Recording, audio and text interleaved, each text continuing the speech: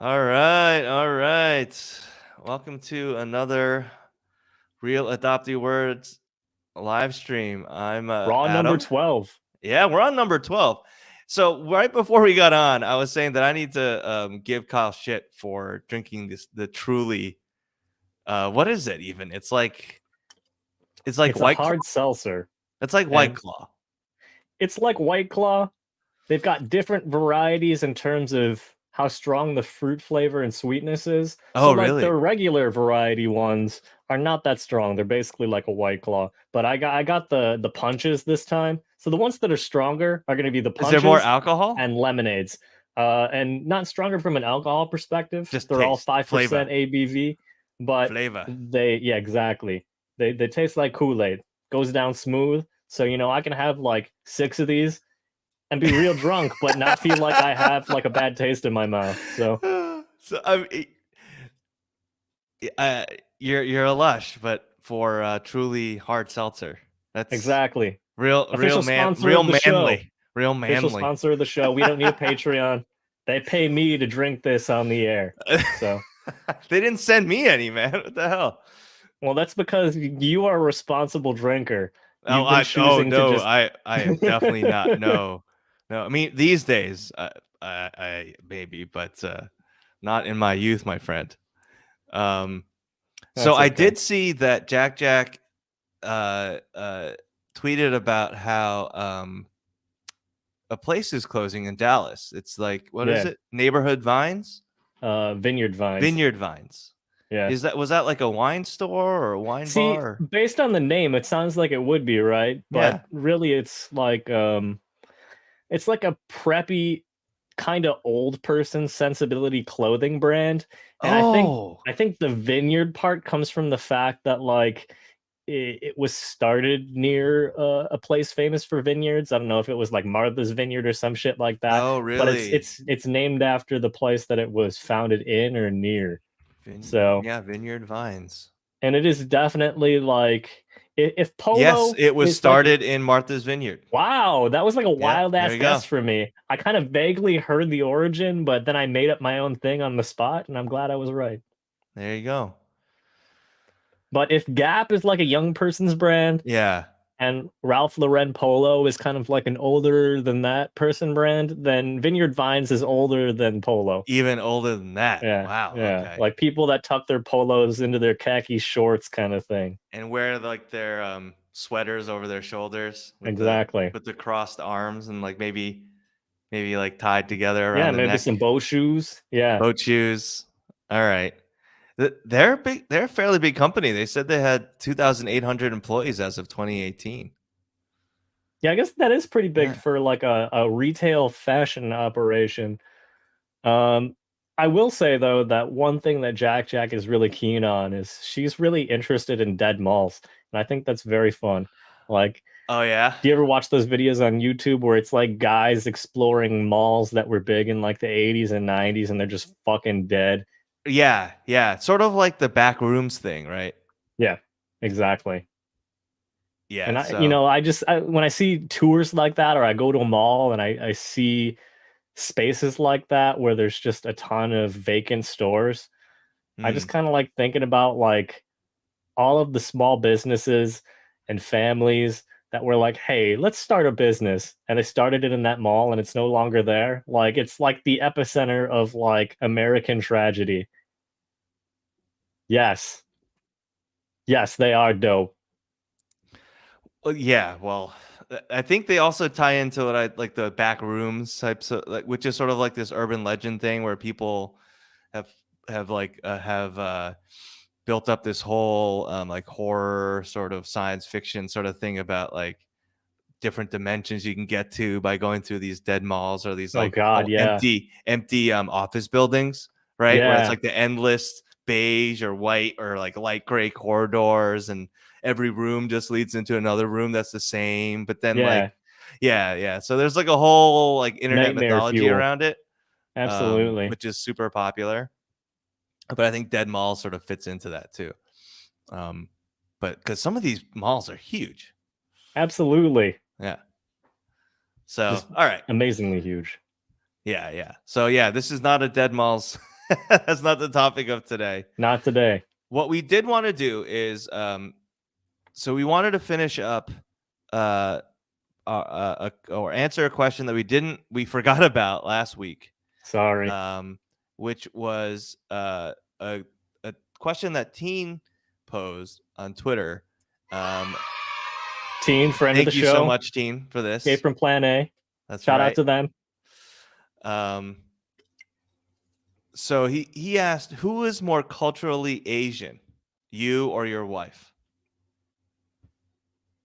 Should I go first? Yeah, go for it. So I thought this was a super interesting question. I thought so too, because it made me think about it from multiple angles. I mean, I guess purely from like a linguistic or comfort level point of view, I would say me and my wife are pretty close. I would say she's definitely ahead of me in like Chinese language. I know a little bit of Korean, no Japanese, and just fitting in those social settings is comfortable for both of us. But what made me think about it more deeply was our habits and behaviors. And between the two of us, like, obviously, because I'm adopted and you're adopted, that I Yeah. had white parents.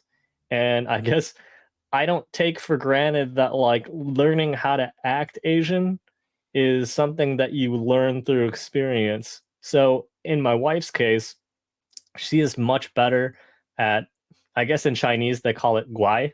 I don't know if I got the tone right on that one. But basically being in a Confucian sense, being obedient to your parents and elders and willingly deferring to their authority, sort of thing. So I'm definitely not good at that because I'm used to putting my needs and desires first, Right. especially from the perspective of, is it logical to me, or is it convenient, or is it faster? An example of this is like, I remember one time I was in Taiwan and I was with my wife's parents and grandparents, and her grandparents wanted to leave to go to a restaurant immediately. And I was like, hey, we just woke up and I need a shower. And so I was just like irritated that I was being asked to leave immediately when I had just woken up. And then I Right. got in the shower and then they just left Did without they us. just leave? Yeah. You got out of the shower. You're like, where is everyone? But like, they didn't talk to us for like a good 2 days after that. And Oh, no. I was like, damn, I fucked up bad. I thought it was reasonable and it made sense that like, hey, just give me like 10 minutes to take a shower. But she, as the youngest daughter in the entire family, was like, hey, I'm used to Oh, people not giving a shit about what I think. You should have definitely just gone, dude. And she was trying to convince me not to take a shower, and I was like, damn it, I haven't showered yet, so I'm taking the shower right now. And then they left, and I was like, damn, I fucked up, didn't I? But that's an they got example. over it. Yeah, they did. It took a few days, Yeah. but they eventually did. We didn't talk about it though. Yeah, no, it Because just sort of because unlike yeah. white families that wear their hearts on their sleeves, sort of thing, some don't, many do. But I've learned that just act right from the very beginning to avoid any discomfort, because it's not going to get talked about again in a lot of these families. So Yeah. I learned the hard way. Oh, here's another one where I learned the hard way. I remember one time my wife's mom was staying with us and she had just cooked dinner, and I was like, thank you so much, it was delicious. And I was like, can I do the dishes for you? And her mom was like, no, no, no, I couldn't possibly ask you to do that. And Right. I was like, Right. okay. And then I went and did my own shit. Because I'm used And to they the white. totally wanted you to do the dishes. She was so mad. She threw just out the won't rest tell of the you to food do that it, she right? made. There was Yeah, leftover food. It was delicious. It was freshly prepared. And she threw that shit out because she was so mad at me because I didn't yes, because insist. you should have just done it, You right? gotta Like you insist. can't. Yeah, you gotta insist. See, And I'm yeah, used to being in a white family though, where it's like, can I do this for you? No, it's totally fine. Okay, bye. yeah. No, I hear you. So there's unspoken rules, and just going in with those assumptions, and not just that, like being comfortable with it, being totally okay with it. Like my Also, wife you're is, gonna make mistakes, right? yeah. So You just So learn from thankfully, it. like it's only taken one fuck up in each of these scenarios for me to really learn and internalize what to do the next time. So it never becomes a thing where it's like, damn it, he's done this like 10 times, sort of That thing. would have been a real problem. Wait, but did your wife, like, every time you sort of made a mistake or something like that, did she have to like prompt you or be like, point out how you messed up, or did you sort of just I think figure it out? each time based on the reaction after, I was like, damn, I did fuck up. That wasn't the reaction that I expected. You know, in my wife's case, and credit to her, she's always been like, where she would step away and be like, "Mom, he was raised by white people. He doesn't just automatically know these things. He wasn't raised by Asian That's people." good. That's good. Like, so she stands up for you in a way, Yeah, right? she's like, That's "Mom, you good. can't just assume. Like these Yeah. white people don't fucking teach their kids how to behave. So Not the you same just way, at got to least. go in with low expectations, and you won't get upset." I mean, it in a way though, it's it's like an acknowledgement that they see you as culturally Asian, Exactly, or they have the same expectations as they would um, anyone else they meet that looks, Chinese or Korean or whatever. So exactly. it's kind of a validation of that. So Yeah, it's not that's necessarily a why bad like thing. I've never really been super indignant about it. I've just been more like that was memorable because I didn't think it was a big mistake at the time I did it until I got the reaction that I got. And then I was like, "Oh, I did fuck up, didn't I?" Um but yeah, I mean it speaks to their expectations and the credit they give me just kind of looking at me without really thinking about it. And in that sense I'm grateful for it because I mean, for as many people have conversations about not being seen as Asian enough, in those cases, I definitely was seen as Asian enough, and I fucked up. I Right. blew it. Right. So I'm glad that they just had those expectations from the beginning in that sense. Right. And you learned, right? So it's not like, you really, really messed up, right? You Exactly. you learn from it. And it And seems my like you wife got is just used to operating in this way, used to the habit. And I guess more importantly, like for me, I always need to be conscious of it because it goes against my just immediate instinct and interest as an individual. So I always need to be hyper conscious of it. But she's used to operating like that by default, not having a problem with it. right, So right. in that sense, she's a lot more Asian than me. So in terms of answering that question, cultural knowledge, we're about the same. She's definitely ahead. But she is much further ahead when it comes to behaviors and internalized habits. Right. Right. And yeah, I mean, you gotta ask 3 times, I find, or giving gifts, gotta say no 3 times before you Yeah. accept, right? Yeah. It sort of sounds silly when put that way, but at the same time, it's just the ritual, right? It's just the custom. It's just the way it's done. So, like, you could look at anything else in any other culture where it's sort of the custom and it doesn't necessarily make sense, but that's just the way it's done. So I guess that's I the way you didn't do it, learn to right? So, respect customs and other cultures yeah. until I left this place. Since Yeah, there's no real possibly. rules here and there's no real stakes for fucking up in comparison to like a white person's expectations, like doesn't really matter. It's not really enforced. Who cares?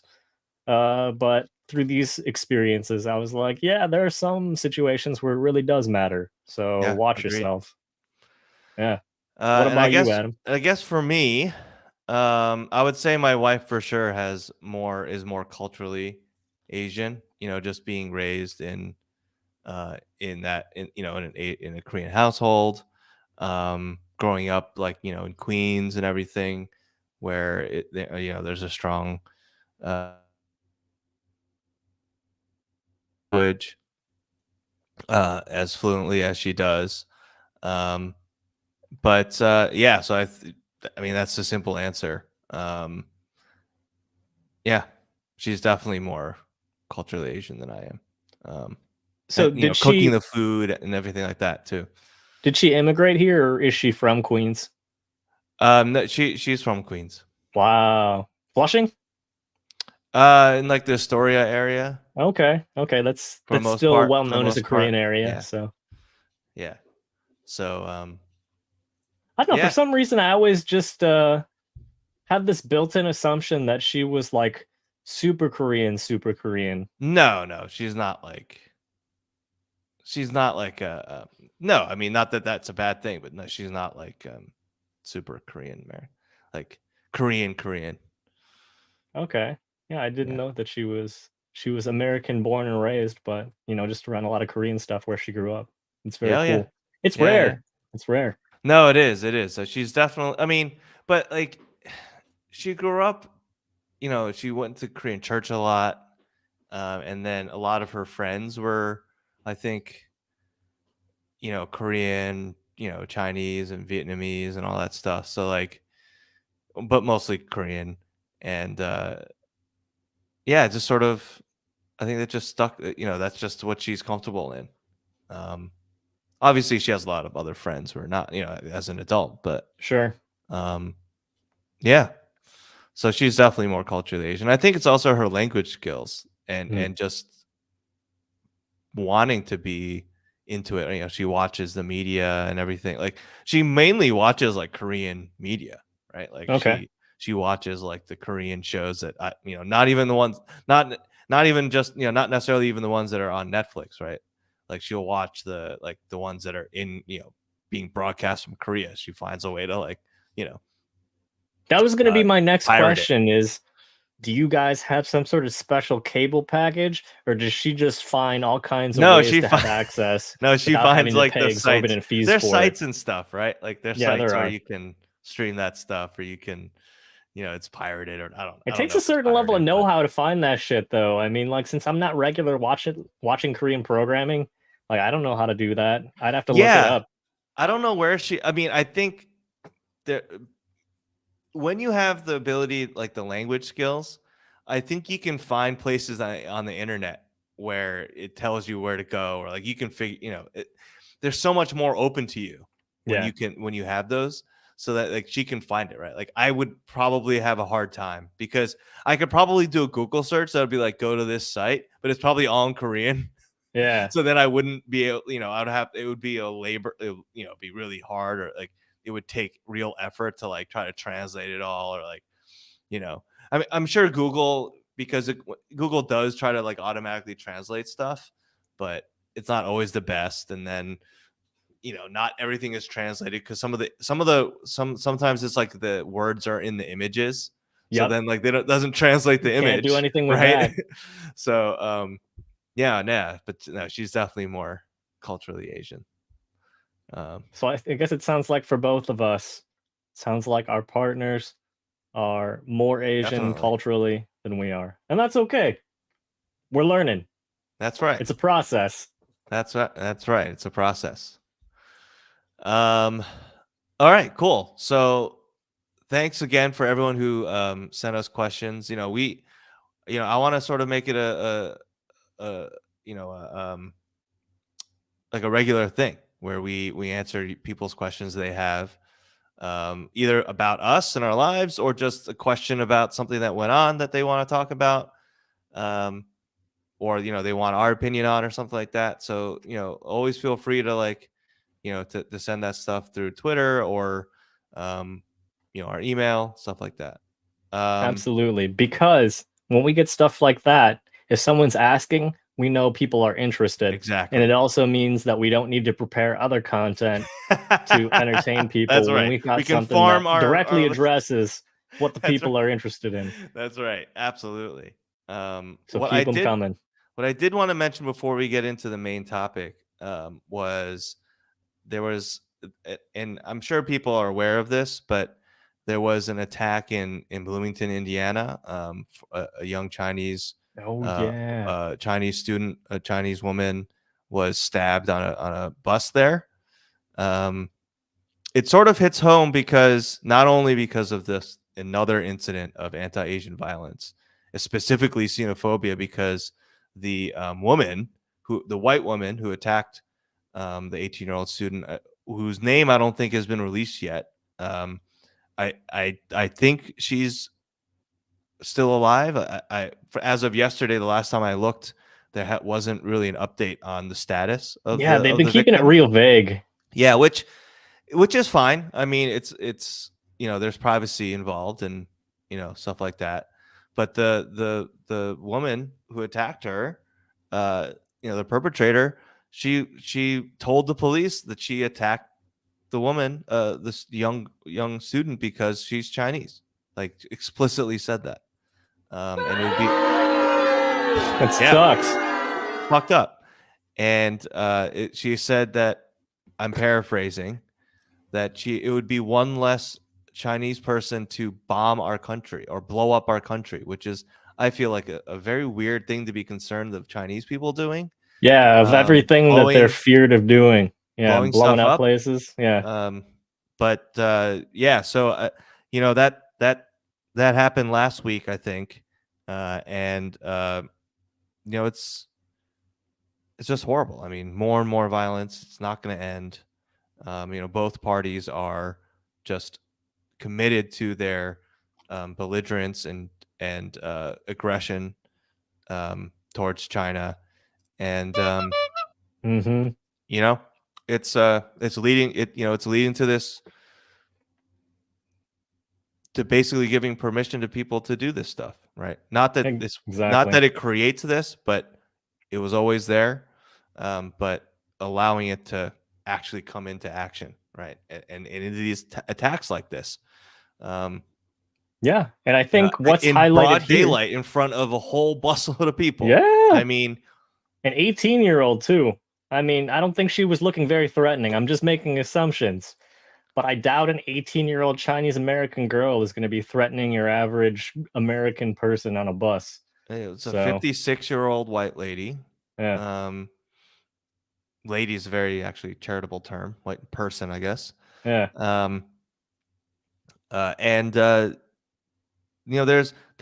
there's video footage. I mean, the buses are surveilled, right? Like yeah. you got on a bus, you're on video, and Yeah, it was just very callous. Like, she just did that shit. yeah, she Thought had a she was doing everyone a favor. folding knife on her, right? Which is, that's fine, whatever. But there wasn't like an argument that they had. Like they didn't talk to one another. There wasn't any like. There's no other excuse or reason, um, other than the stated motivation of this fucking lunatic, which is, I just attacked her because she's Chinese. I mean, she said it to the police. Yeah. Um, And I so mean, I guess there was a certain level of accuracy with her saying because she was Chinese and she was indeed Chinese. But I think, as always, it's worth pointing out that the sort of rhetoric that we see regarding China being America's rival, economically, militarily, whatever, leads to suspicion of people of anyone that could be perceived as Chinese. right, And it's not like your average American can tell the difference between Korean, Chinese, and Japanese people, or even like your Southeast Asians, like Vietnamese, Cambodian people that are generally seen as different among Asians. Like white people can't tell the fucking difference. They don't fucking know, no, especially someone that's motivated to do a callous attack like this. I mean, I it clearly mean, shows just that totally it's random, you know. exactly it's more a visceral sort of blind act of hate rather than it being actually targeted toward the people they say it's intended to be targeted toward. And I Right. think it I mean, really shows yeah. the inaccurate, blunt nature of racism in general.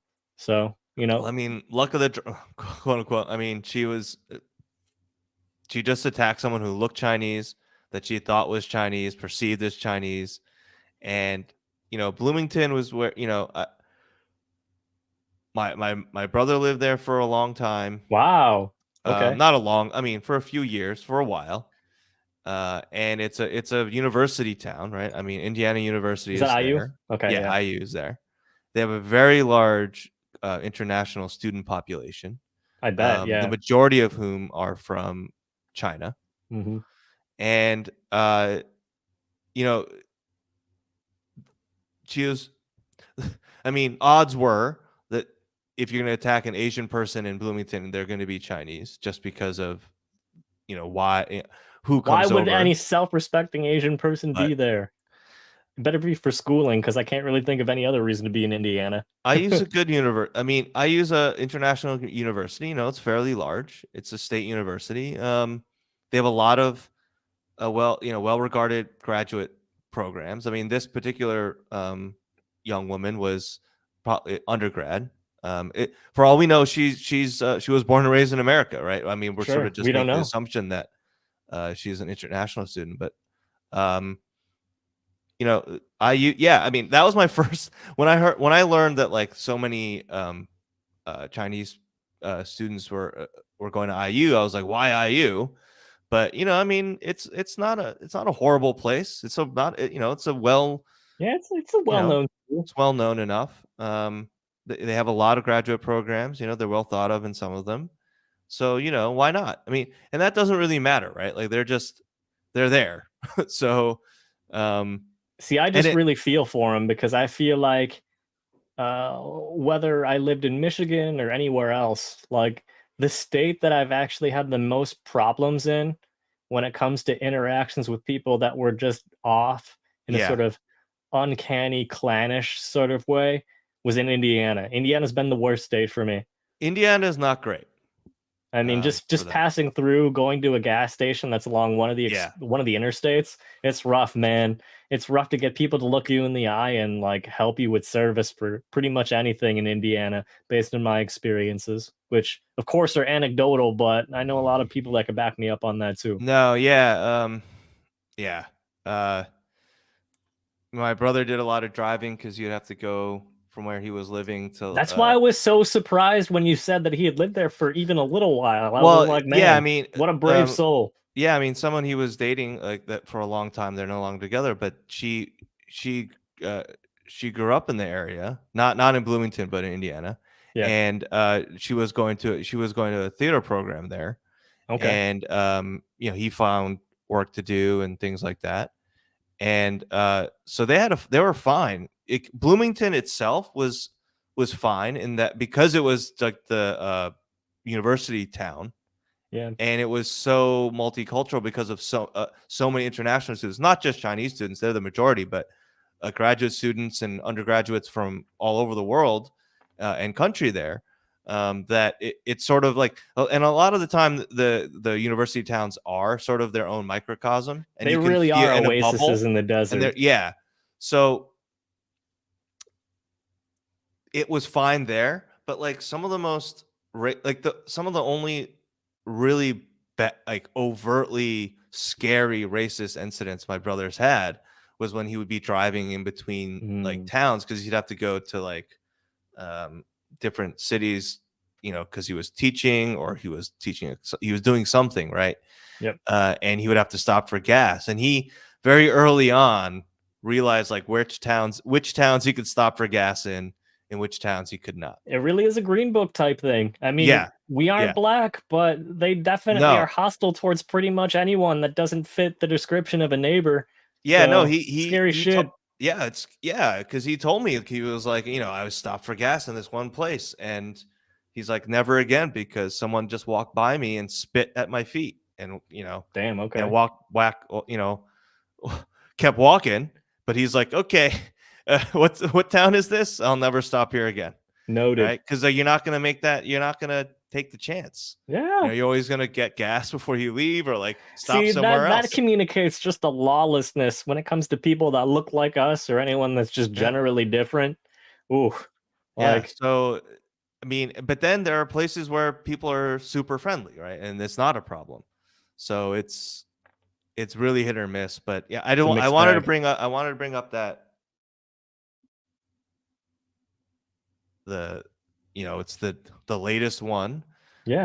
and One of the more also blatant ones and one too. of the yeah, I mean, just yeah, one of the more blatant ones. I mean, the woman is already in police custody, being Not charged even with. saying like, "I'm not racist. I No, she wasn't just came out targeting and anyone said in it. particular."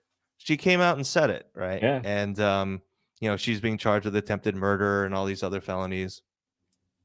And good. yeah, and yeah, so I wanted to bring that up. And the anniversary of Michelle Go's Yeah, it's murder today. was today or yesterday.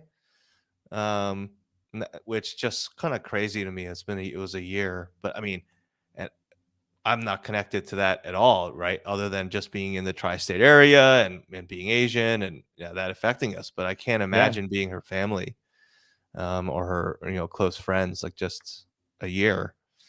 But yeah, absolutely. um, so yeah, is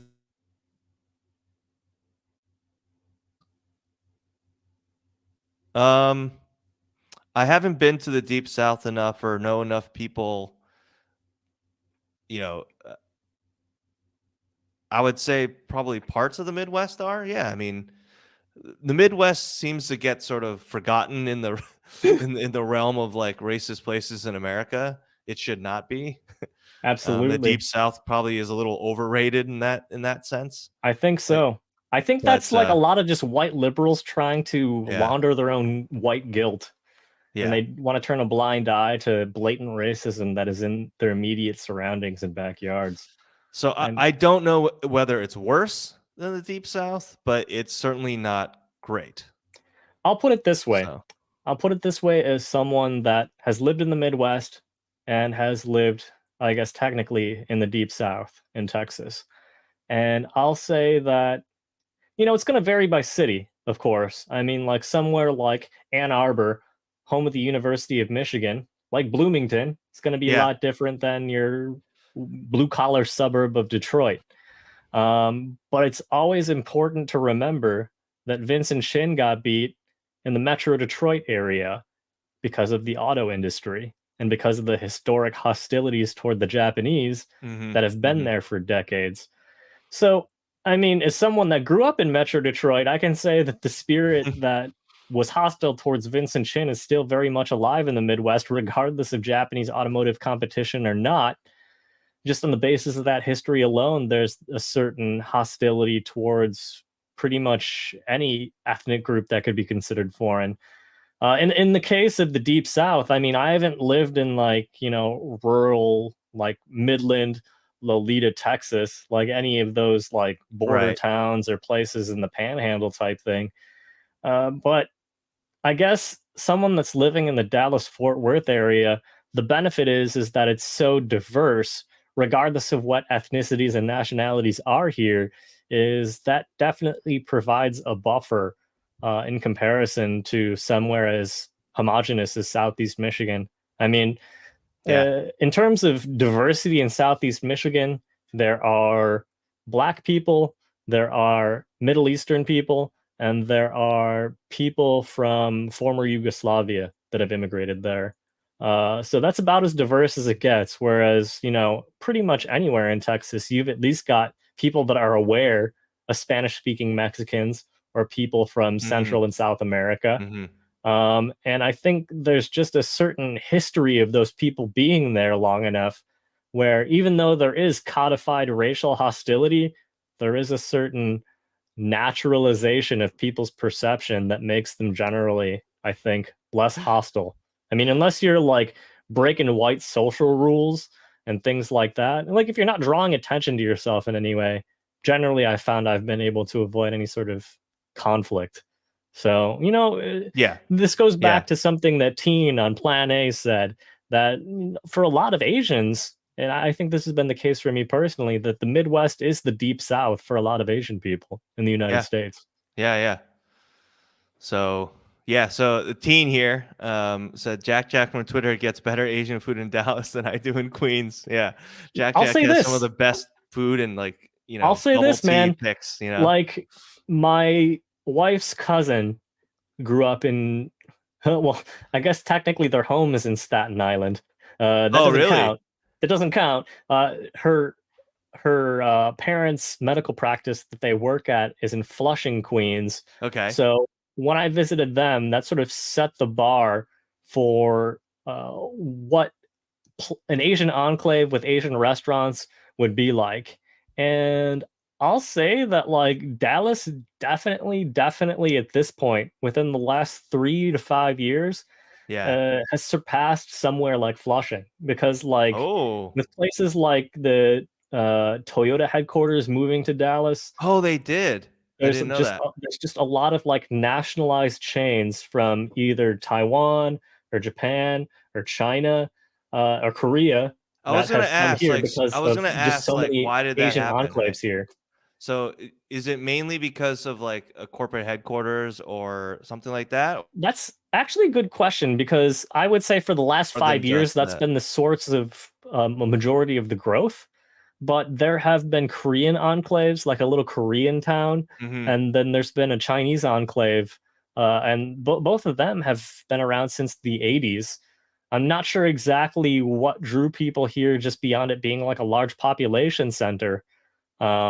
But it's been the Japanese corporations moving here in the last 5 years that have That contributed to the really sort of growth. okay. Yeah. Yeah, well, because that's like because where I live in New Jersey, right? Like a big like catalyst for a lot of the Asian populations to move into these towns in Jersey was because in the 80s and the 90s, maybe even in the 70s, some Korean and Japanese companies moved had they decided that they were going to build some like office buildings here, right? Yep. So then those communities come in, and so that helps. But yeah, I guess the state income tax too. That's right. Yeah. Texas doesn't have one, right?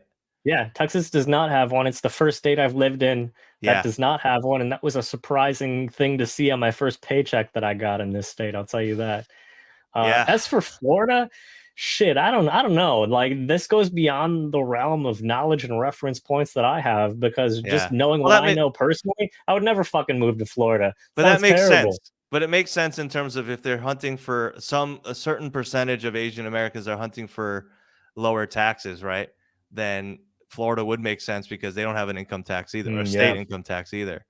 Um, but yeah, I mean that. Yeah, it's I guess I would say though that an observation that I've had is anytime I've been to a southern state with a lot of Asian people, I was initially surprised, but then when I kind of thought about it, I was like, well, I guess since your average Asian immigrant isn't going to think like your average white American shit lib, the yeah, politics really don't matter as much as what kind of community or enclave is already there. So, regardless of the right. politics, they're often pretty insulated from the larger state politics as long as they're in some sort of enclave. Like, for Yeah, example, like I didn't know shit about Georgia 10 years ago, but anytime I've been to Georgia, I've been wildly surprised how many Korean people are there. Blows my mind. So, I don't know. That's been an example of a place uh, where I didn't expect Korean people to be like 10, 20 years ago and found out there's in like, Georgia. yeah, in Georgia, like Duluth, Athens, like Atlanta area. I was wildly surprised. Yeah, I guess. Yeah, I mean, the 4.13% of Georgia is Asian. But maybe it's going up. Maybe It's got to be super concentrated then. yeah.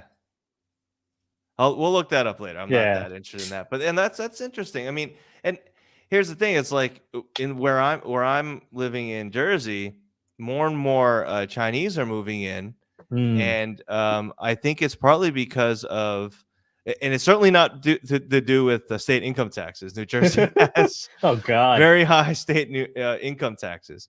So if they're coming from like New York to New Jersey, that's not their. I think it's also about property values. Mm. I think safety too, um, and size of what you can get. I mean, you Mm. get a bigger place in New Jersey. Um, so I mean, and it's close enough to New York if you have to go in. Yeah, that's what I was gonna say. It seems like anyone that is thinking about New Jersey also kind of has New York in mind, but they have certain priorities that lead them to New Jersey rather than to New York, right? Yeah, yeah, and there are just so many Asian. It feels. I feel like I'm living in an Asian enclave, and it's not just like one part of a city. It's like whole towns, and it's like every Mm. town is is itself like its own little Asian enclave, and they're just everything you'd ever want. Right? They have the grocery stores, the hair salons, the restaurants, The um, bakeries, the bakeries, the all tea the little places and everything. cafes. Every Yep. You have the spas, right? We have all the Korean spas and the Chinese spas. Well, I don't know, and so we have every little anything you'd ever want, right? Churches, right? You have a lot of churches, if that's your thing. Um, there's everything.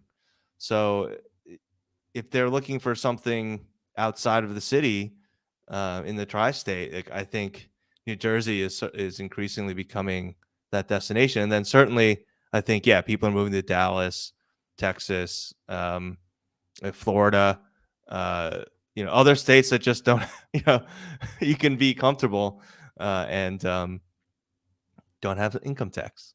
so, Yeah. um, so yeah, I wanted to bring up that case, and it's just I didn't see as much chatter about it. I think it happened like last week, and then there was a little bit on Twitter that I saw at least, and there wasn't like huge stories. Yeah. At least maybe like one day uh, in the newspapers, but it hasn't really sort of stuck. Yeah, the But response has been small considering how explicitly racially motivated it yeah, was. yeah, absolutely. So yeah, I wanted to bring that up. So all right, so let's switch to the main topic, the title Yeah. topic. 40 minutes in, we're finally getting to the title Hey, topic. people love this content so much they're willing to stay the 40 plus minutes it takes for us to get to the main topic.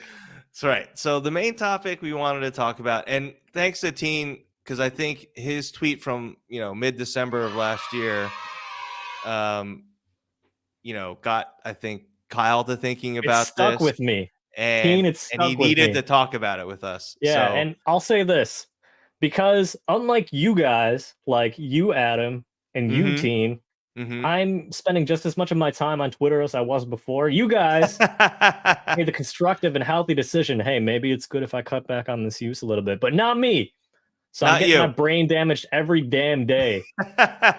And so I guess one thing that I notice is that there are people, I'm 33 at this point, but there are people that are in their later 30s, in their 40s, and older who I see acting complete fucking fools and just saying all kinds of wild, unhinged shit. And I think to myself, wow, I am younger than that, and I would never say or do any of these things because I have a certain level of shame and a certain level of awareness of how not to act. But people surprise me every day on Twitter, and I think that's why this tweet thread really resonated with me, and it really got me thinking about notions of masculinity and maturity that aren't explicitly discussed. And I guess at this point, like, people are not media literate. Like, I don't expect them to be able to read subtext. I mean, people that, watch this stream or interact with me or you regularly online, Mm-hmm, I'll give mm-hmm. them more faith and more credit than I would the average person. But, at this point, I believe we need to make things super explicit because we never really have these conversations in regards to character or maturity Right. or any of these aspirational things at all. Like, it's always a very sort of superficial, very capitalistic notion of success. And I think that this is definitely worth elaborating on and discussing. All right. I agree. So let's just read the Let's thread. do it. So it starts out, the main obstacle to manhood is not femininity, but immaturity. Mm-hmm. The primary quality of maturity is taking care of yourself and others. The endless debating and squabbling over sexual hierarchies is a childish obsession, really, and has no real bearing on adulthood. Totally. Confidence is a necessary step towards maturity, but cultivating trust is an even higher step. And I think this is an important one because I think Yep. there's so much emphasis in modern, and that's not even that modern, but since I was a child, in building self confidence, self esteem. Believe in yourself. Yeah, so everything was always just about confidence, right? Yep. And sure, like Teen says here, confidence is necessary, but cultivating trust is a even higher step. The obsession with confidence as the ultimate marker of manhood is a childhood delusion. Exactly.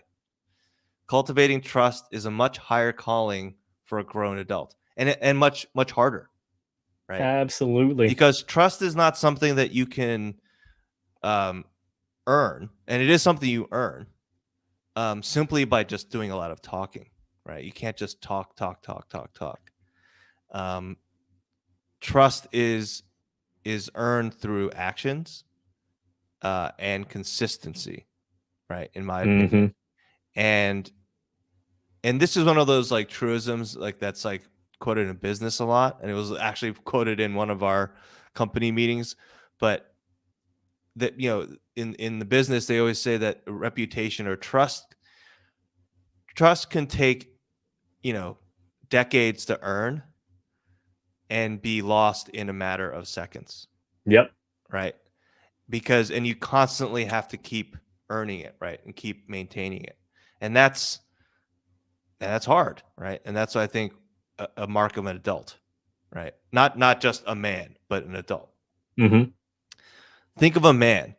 I don't think of someone who fucks within a rigid hierarchy. I think of someone who can be trusted to do the right thing when put to the test. I don't know how it seems we have collectively forgotten such simple things. Yeah, and right, and it is simple. Yeah. This isn't like this isn't Teen wasn't pulling this just out of the gossamer, out of the ether. Um, this used to be common sense, though I Yeah. guess a lot of times common sense isn't very common, but it Not used to be anymore. something that was understood. Um, but yeah, great simple thread, I think. What I and just want to well check if there's stated. any more. We might be losing some Show nuggets more of replies. knowledge. No, just Okay, nope. replies. Nope, just replies. Yeah. But No nuggets of knowledge in the replies. There's a bodega cat though. That's always okay, yeah. Stuff from Pongzai. Shout out to Hubei Pongzai and his tornado drinking technique. Have you ever seen him like do his crazy drinking Oh tricks? yeah. Oh yeah. Okay, good. Oh, I Good. mean, that was a whole thing. I It mean, was. Then he kind of went offline for a bit. We were worried about him, but I'm glad he's back. well, wasn't it that like you couldn't, you Yeah, you can't can't do just that drink every like day. that all the time, right? I think he's my age too. I think he's like in Really? his early to mid 30s, but No. I think He looks like rough, man. no, Sorry. no, no. See, that's the thing. Like, that's what happens when you're in a society that expects you to put in the work. You know what I mean? Like, this Yeah, guy does catering and, like, he's got a family. I don't have kids. I don't have my own business. I don't need to work that's that true. hard. So I don't That's need to true. drink that hard either to cope with it. But, back to Teen's tweet. I guess and I don't know, Teen, what motivated you to tweet this out, but I guess what immediately came to mind for me to contrast this to are these very, I guess, notions of 1 second. masculinity that have gone viral. For example, people like Andrew Tate and the Sigma grind set, people that follow like your sort of men's rights activist Right. slash pickup artist sort of mentality. And I guess that even though that appeals to like your average guy who is downtrodden and uh, feels like he's disempowered in some sort of way, I guess that's never really appealed to me. And I think part of that is just luck in terms of just having been around adults that modeled like aspirational behavior for me. But I guess I've never in my life tried to find shortcuts to an easy mode in life, sort of thing. Mhm. Like, I wasn't Mhm. looking for shortcuts to be successful with women. I wasn't looking for shortcuts to build rapport and trust and maintain power. I always knew that the most important things in life required effort. And, stuff like that had to have come from role models and parents. But it just made me think about how generally when we're thinking about masculinity, it's never about being a man or more specifically age-wise being an adult and the responsibilities and obligations that come along with that.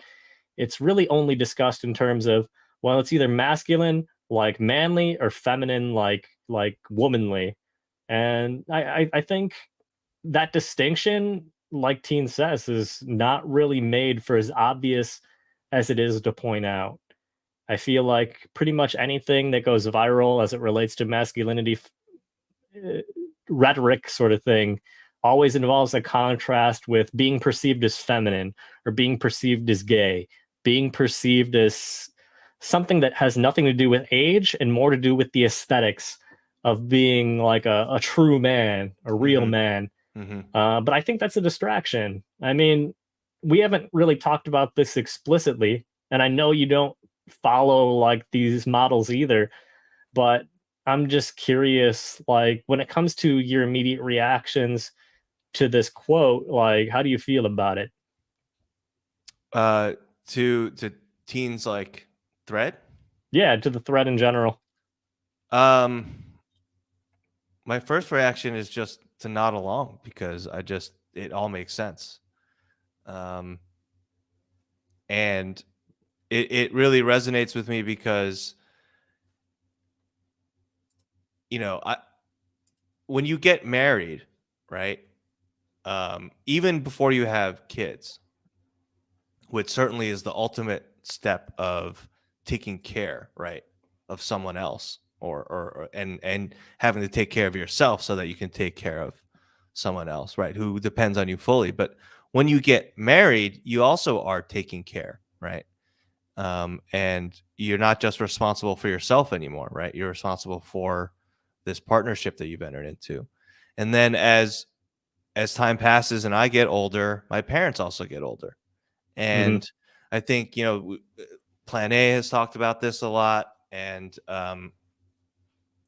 they those are amazing podcasts and people should listen to that. And part of that we talk about is that like suddenly there's this role reversal where, you know, your parents were taking care of you. And now increasingly you're taking care of your parents. Um, So because of that dynamic changing, when Teen said in the second tweet, it's about taking care. The maturity is about taking care. That really, that really hit me. Um, and yeah, I mean, all this certainly like all this squabbling over this hierarchies and things. It's just people get obsessed with it because you're young.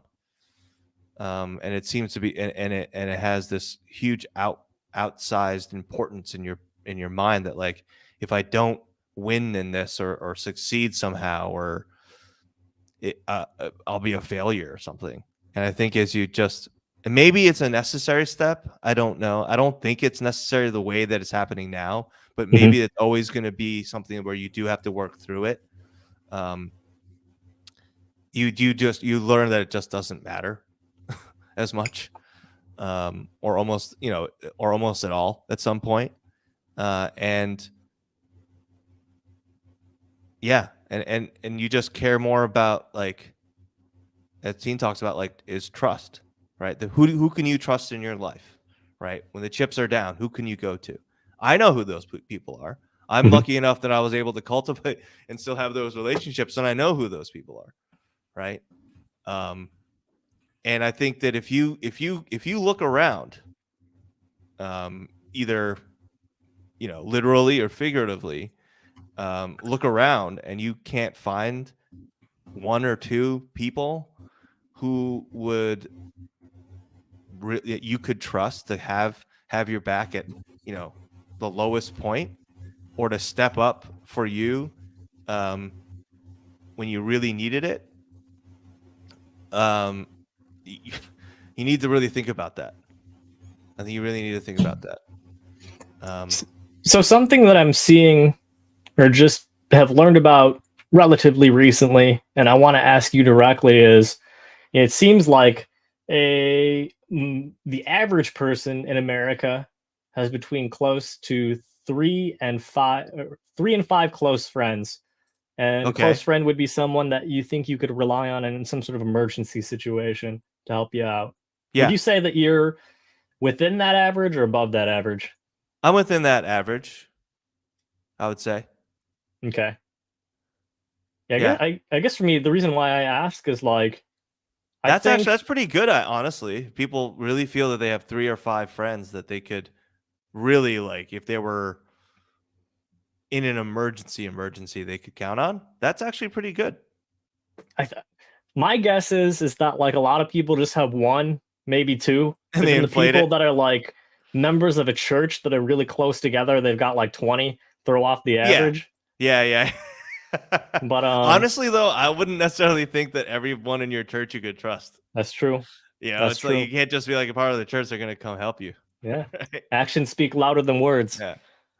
Um I guess the reason why I asked directly is that when I think about it, and I didn't really think about it until I started hearing figures like this, or started hearing more detailed conversations about social alienation in America, or like the loneliness epidemic among old people in America, Yeah. is that I definitely have more than five, but I'm not someone that's either an extrovert or someone that socializes a lot in different sort of specialized hobbyist circles and things Uh-huh. like that. Uh-huh. uh, I guess any of these close relationships are relationships that I developed when I had the time and opportunities to do so, which is like in college and like any sort of like I don't know, uh, like like summer camp sort of situation, like sort of unique circumstances where you got to spend like a sustained amount of Mhm. time with Mhm. people. And I like for as not social as I am now, because I don't like going out, I don't like meeting new people, don't like making small talk, don't like any of that shit. I guess I'm always pleasantly surprised when I see figures like that, and I'm like, wow, I'm definitely over that 3 to 5.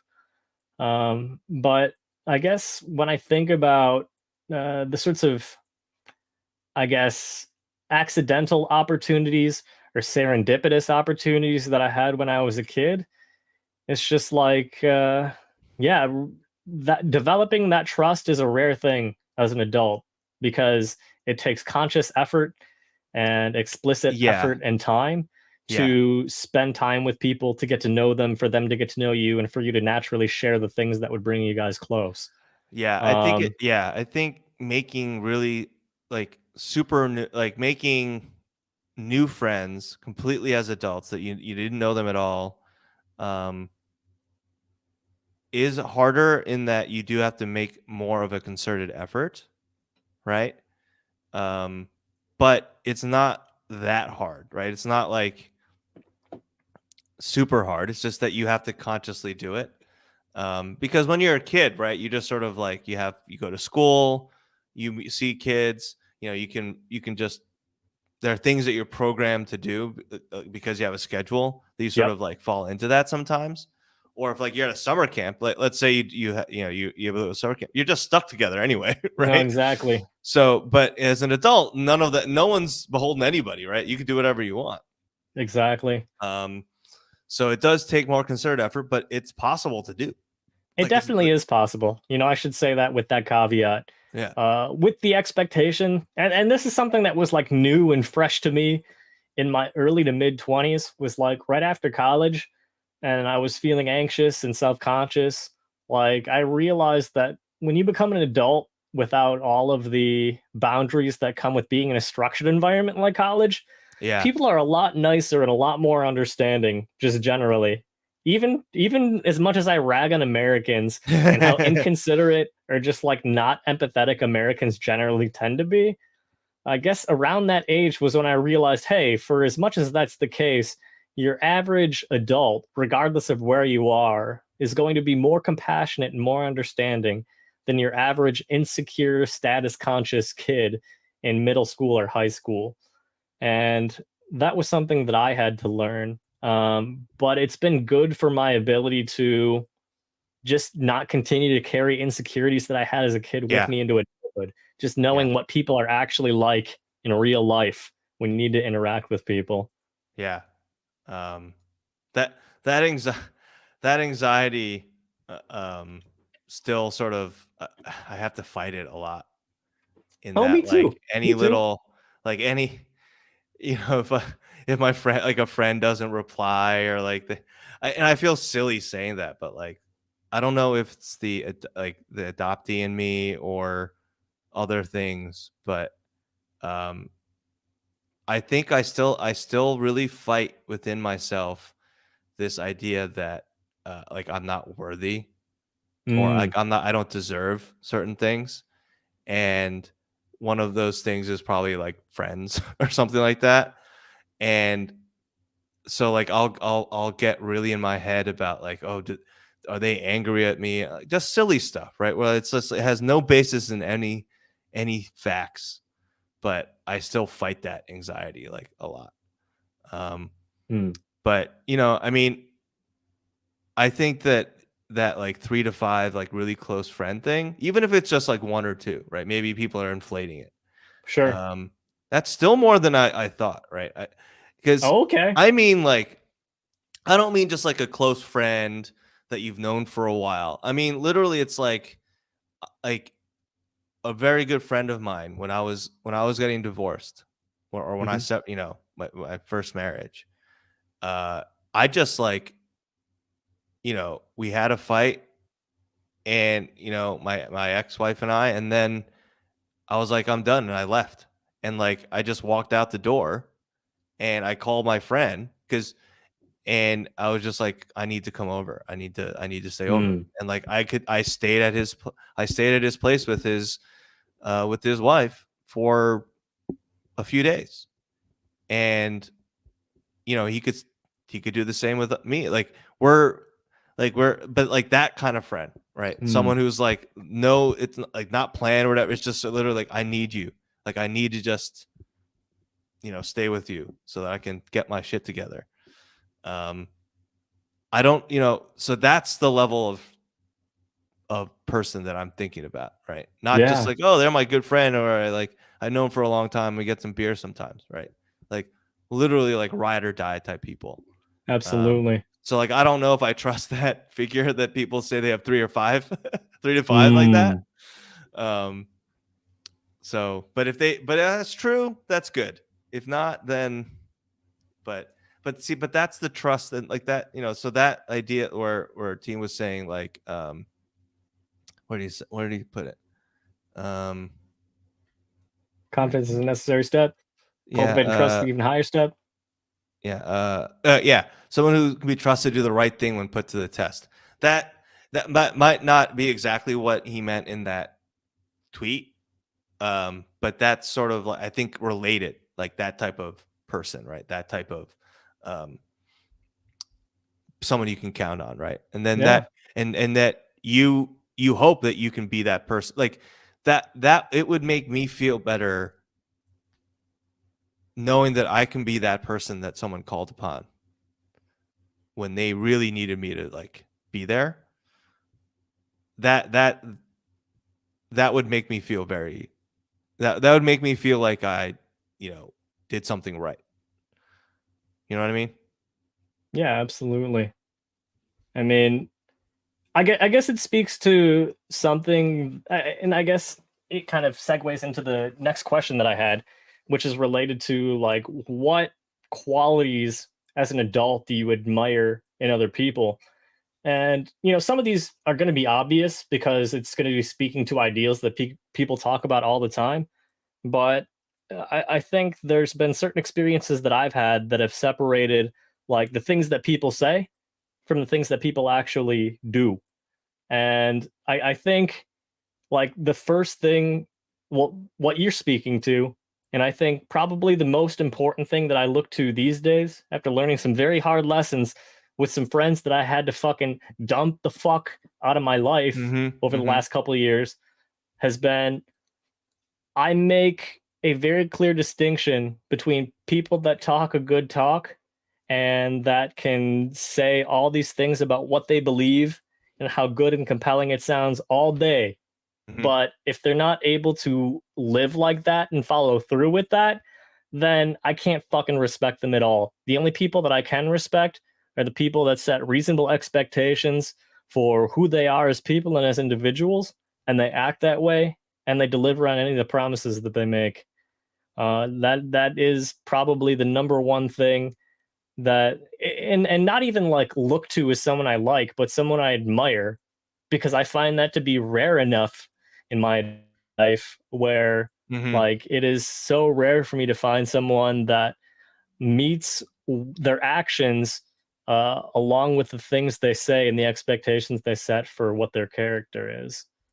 With that in mind, like, what other qualities beyond things like we've discussed already, whether it be building trust or whether it be delivering on things, do you look toward in people that you admire or want to emulate?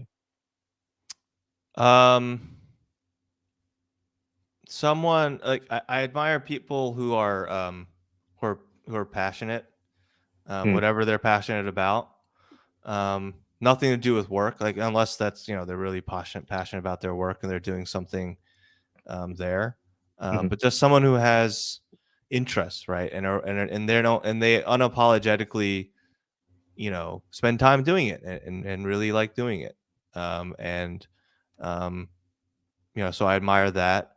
Uh, I admire people um, who are kind but not pushovers, right? Like they'll they're kind, but they have a backbone. I think that's a hard balance, That's I rare guess. to find these days. I guess that's a hard balance. But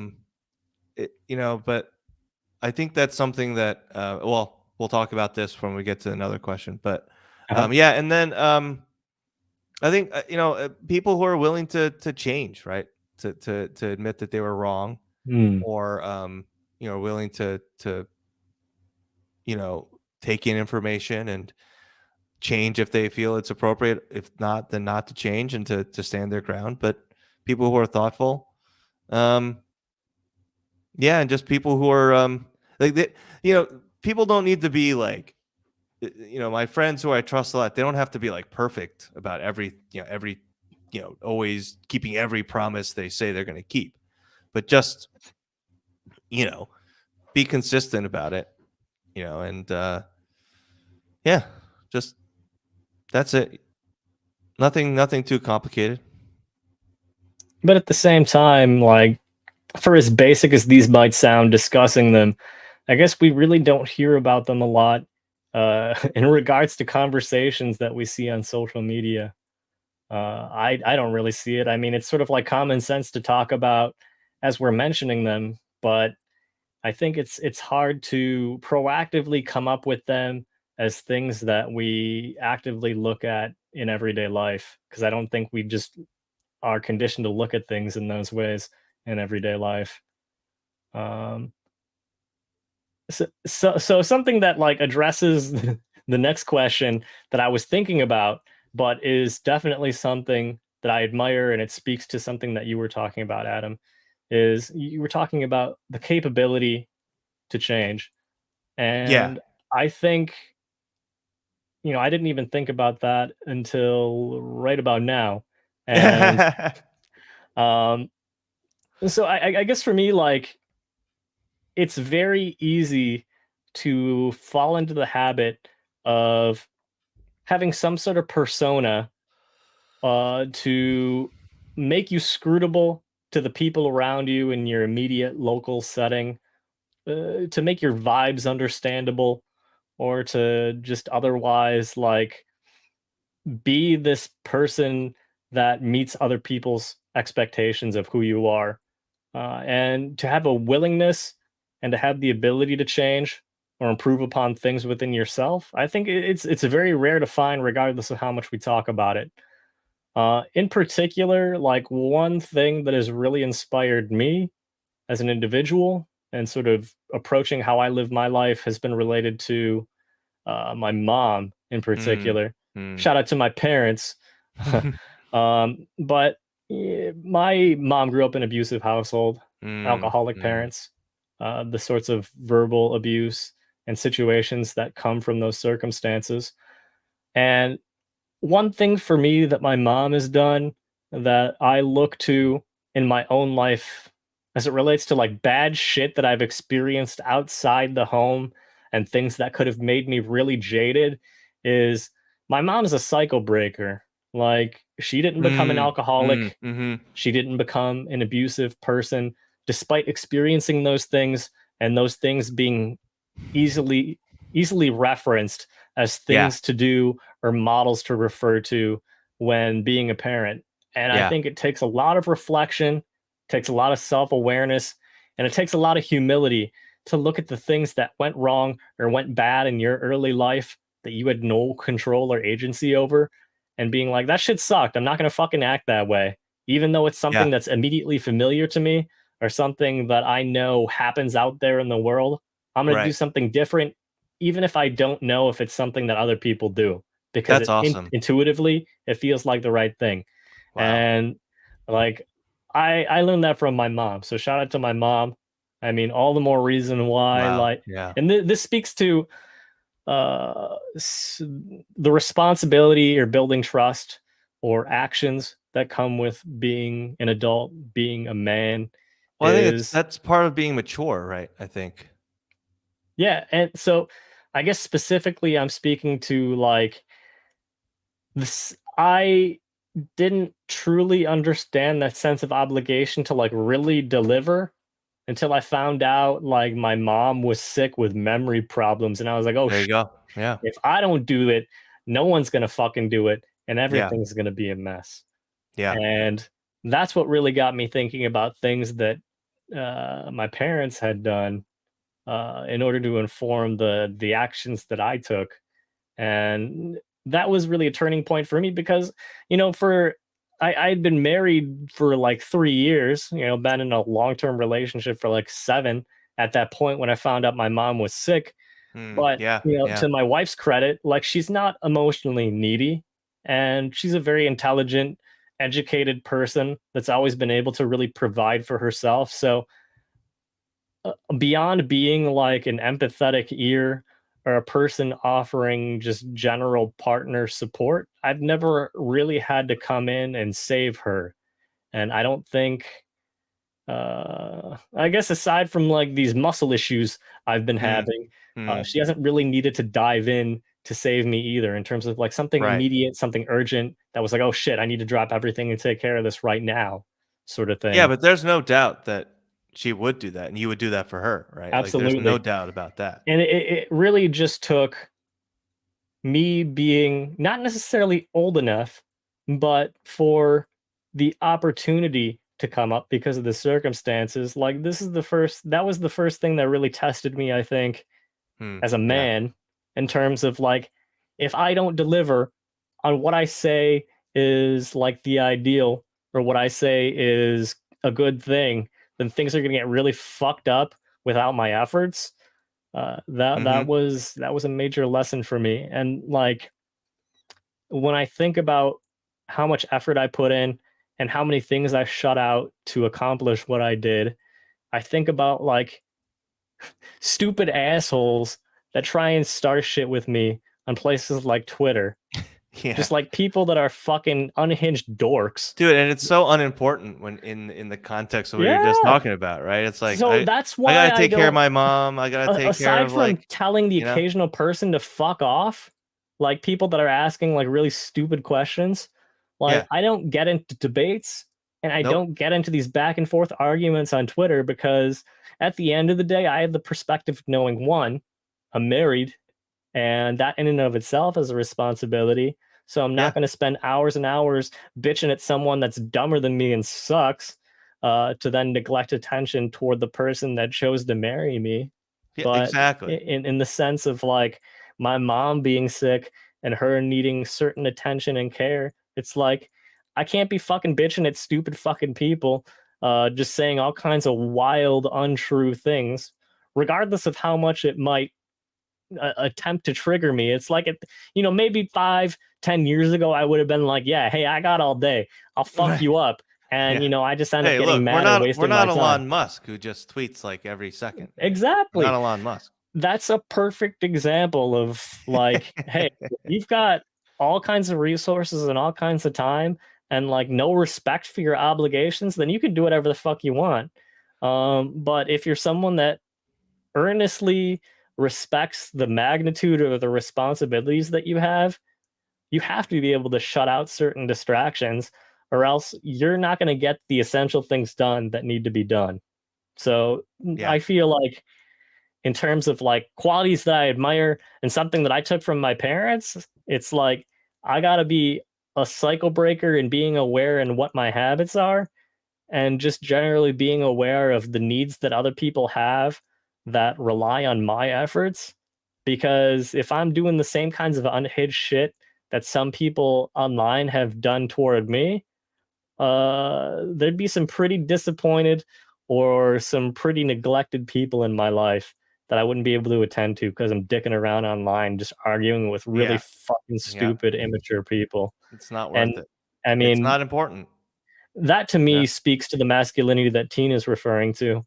Like, regardless of any Yeah. aesthetics or any markers of like manliness, if I look at someone that is like around the same age or older and is fucking having the same sorts of petty squabbles that I was willing to put myself in at like age 17, I'm just like, I have no fucking respect for that. Because if you truly were an adult, if you truly were a man, whatever, truly were an adult woman, you would not be spending your time doing fucking stupid shit like this, because you have a general awareness of what's available out there in the world and what you could be spending your time on. Yeah. So Yeah. that is probably the number one thing that I wanted to convey in this episode was like, I see so much, like the brain damage that I get each day just seeing the kinds of conflicts that people get into on Twitter. It's just like, I'm not the most poised person. It's pretty easy to trigger me. It's pretty easy to irritate me. And if someone's being stupid, like I immediately, viscerally, knee jerk reaction, think you're a stupid fucking idiot Right. and you should shut up or go away or whatever. But at the end of the day, I need to have that extra level of awareness that's like, hey, I might think that, but is it worth the time being consciously invested in that emotion? Does that serve me or the other people that rely on me well? And the answer is always no. Yeah. So Yeah. I think that little piece of maturity has been essential in being able to convey a certain level of being an adult that I couldn't before, because I was more willing to be sucked into that sort of shit. No, it's yeah. It's a good point. And now it's my turn to say that what you said has sort of made me think. I haven't even I wasn't even thinking about this, but it relates to the next question. Yeah. We both had pretty good relationships with our parents. What qualities did you take from them? But Yeah. you mentioned that your mom was a cycle breaker, not a psycho breaker, but a cycle breaker. And I would say that my dad was as well in some ways, not in the same ways as your mom was, but in some ways. Mhm. And uh, he came from a family with a lot of expectations that he would become a doctor. He did Mm. not, and he didn't then turn around to my brother and I and be like, "You must become a lawyer," because he became a lawyer. He didn't turn around and then do the same thing that his father did to him, Mhm. which was like never let go of the fact that he didn't become a doctor. Like my dad did not do that, right? He broke that. It's not the same type of thing, but he didn't. He didn't. He looked at that part of how he grew up and he didn't do it. Now, no one's perfect, but he also changed a lot, and I think I learned that from him, the ability to sort of realize or to at least to try, put the effort in to change in a way that maybe wasn't natural for him, but he saw that his people that he loved, his loved ones, needed that from him, so he tried, Yeah. right? So I really admired that. um and I think just going back to what we are talking about, just sort of being consistent, trying, just working hard. Even even I would, sometimes I feel like I'm being a disappointment. Like, but just the idea that you need to work, like nothing will be given to you. You have to earn it, right? Mhm. No matter how many connections or people that or all that stuff, like they're going to help you out, but you've still got to, at the end of the day, do the job yourself, right? Like you can't rely on anyone else to do it for you. You're going to have to do it for, prove it, right? Um, and no illusions ever that like it was just, I didn't grow up that privileged, right? I was, so, I mean, I did, but like not, there are people, there are levels, right? So it's Yeah, like there are levels. you're not nearly that like that, right? You're not like that. So you've gotta prove it, right? And but I appreciate that. Uh, that's just the reality of it. Um, so yeah, and yeah, those are the main qualities I would say, Yeah, I think and it also just speaks to caring about yeah, family, right? Caring about family. I think it speaks to tempered expectations that came through his own personal change, or evolution in the way that he thought about or perceived the world and other people. Because I guess it's really easy to talk about personal change, self improvement, self help, and things like that. But I mean, in these conversations, we tend to forget that the average person tends to justify doing the same shit over and over because Yeah. they want to be true or genuine to themselves as some sort of excuse not to make any changes, or some sort of thin defense against accusations of like not living up to other people's needs or expectations. But that's typically the response when asked to change or being expected to change, is that people tend to dig their claws into the sand and be like, hey, this is who I am. I'm too old to change. Yeah. And to talk about these changes just as a matter of fact thing that's already happened doesn't necessarily convey how rare applying those changes and having consistency in practicing them really are in real life. Right. And in no way did him changing uh alter his, fundamentally what he cared about, right? Like who he was fundamentally. Like this was more about like he realized that, he needed to be maybe a little bit more expressive, a little bit softer than he might have been raised. Or he was more softer in his how he expressed his feelings or his love to his family, not necessarily to anyone else in the world, Sure. but like to his family, than he was raised doing, right? But he realized that maybe he needed to do that a little differently over time. And this did not happen when I was a child. I mean, I was an adult, right? But that changed, not the fundamentals of like, Mm, his expectations for us, or like the fact that he was, gonna be our father and to like, give advice or to tell us when he, his thoughts and stuff like that and his feelings. Like it was just some moments in the way that he expressed his underlying love for us and caring, right? That changed a bit. So like mm, nothing fundamental changed. It was just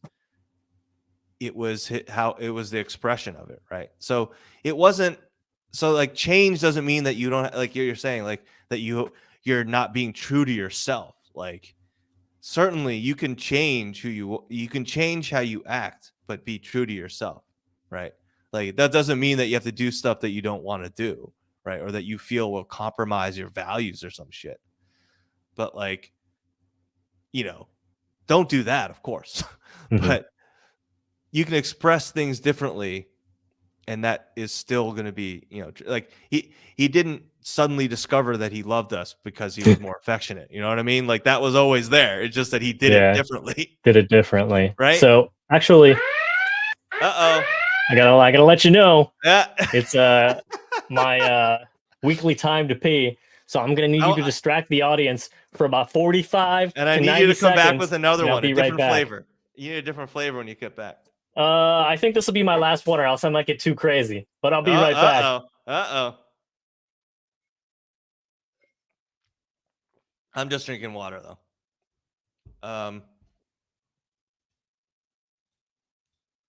CS said, I think this is for the last question about what do we admire, but he wrote that good boundaries, like keeping work separate from the rest of life, maybe even just a general sense of being personally organized. Yeah, I mean that's something that um, my parents had as well. I know my mom is, she would characterize herself as being sort of all over the place, but she was a teacher and she was very organized for her what she needed to be organized, or like when push comes to shove, right? And she is a much more organized person than I think she gives herself credit for. Um, Unfortunately, I think as she's gotten older, it's been a little bit more of a struggle, but that's something I've always admired about her. And my dad certainly was as well, and that's, you know uh, something that I still work on. Um, and yeah, so anyone, whatever thoughts you have, please share them. We have a couple of more things to run through. I did look up Georgia's Asian and Pacific Islander population. Oh, this is just Atlanta. No, all of Georgia. Uh, there were 145,000 more Asians in 2000 than in 1980. So I guess even, and it's grown even more from 2000 to 2010 to 2020. So yeah, I mean, tons and tons of Asians moving into Georgia.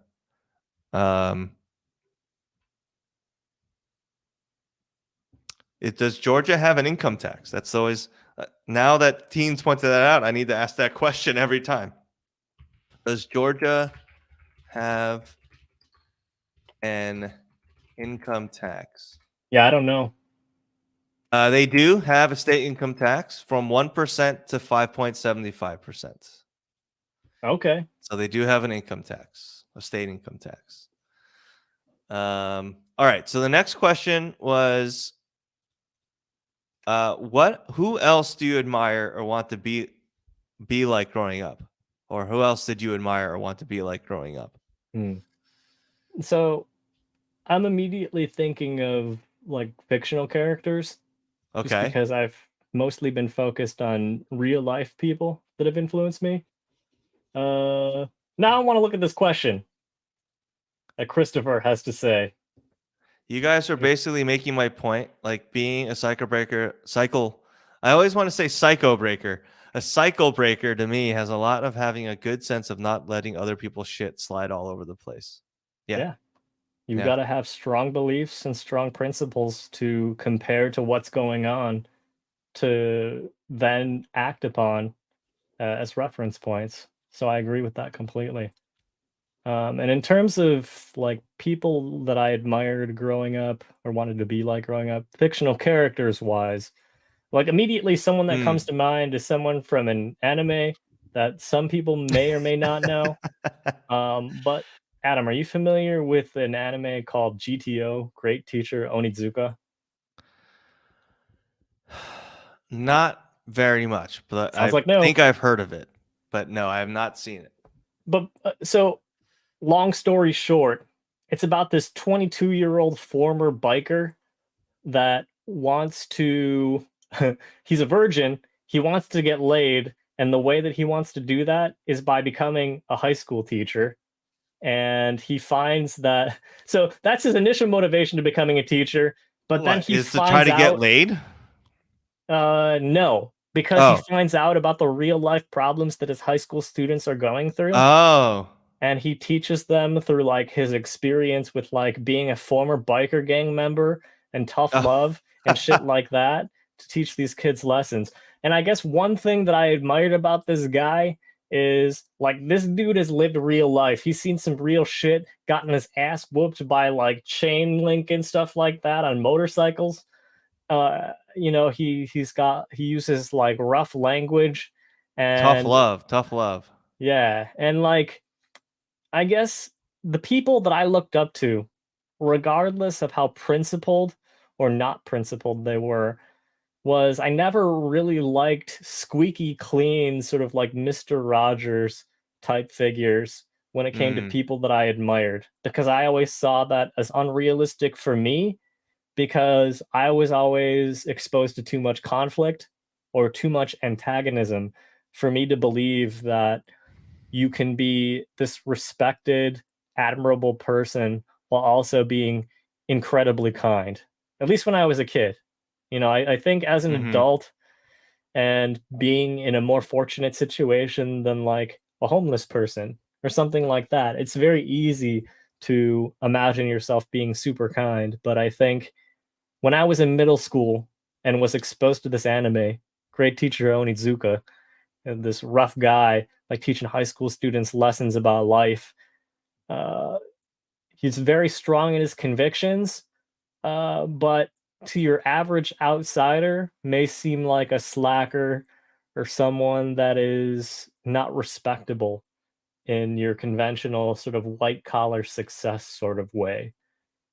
So I mean, that may not be as admirable as some of the real life people that I can refer to that I admired, but when I was a kid, that was something that really stuck with me, was like someone that had a rough background, that kept things real with the kids, but was also like actually principled. I mean, even though his initial motivations were to have sex with minors, I disregarded that part and only focused on the lessons that he was teaching. So, Interesting. shout out to Okay. Ikichi Onizuka. Shout out to yeah, no, now that I saw like the images of it, there's that like iconic one of like him smoking a cigarette. I've seen Yeah, that. I I But I feel haven't like actually I feel like watched the everyone has seen that in yeah. some capacity Yeah. if they're in any way familiar with anime. But and I guess one other one I can just throw out there that I just immediately thought of is fucking Solid Snake from Metal Gear Solid.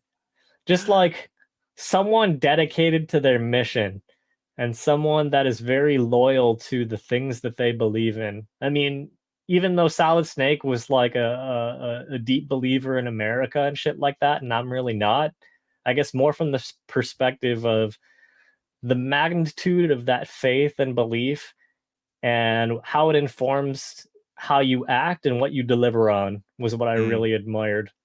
mm.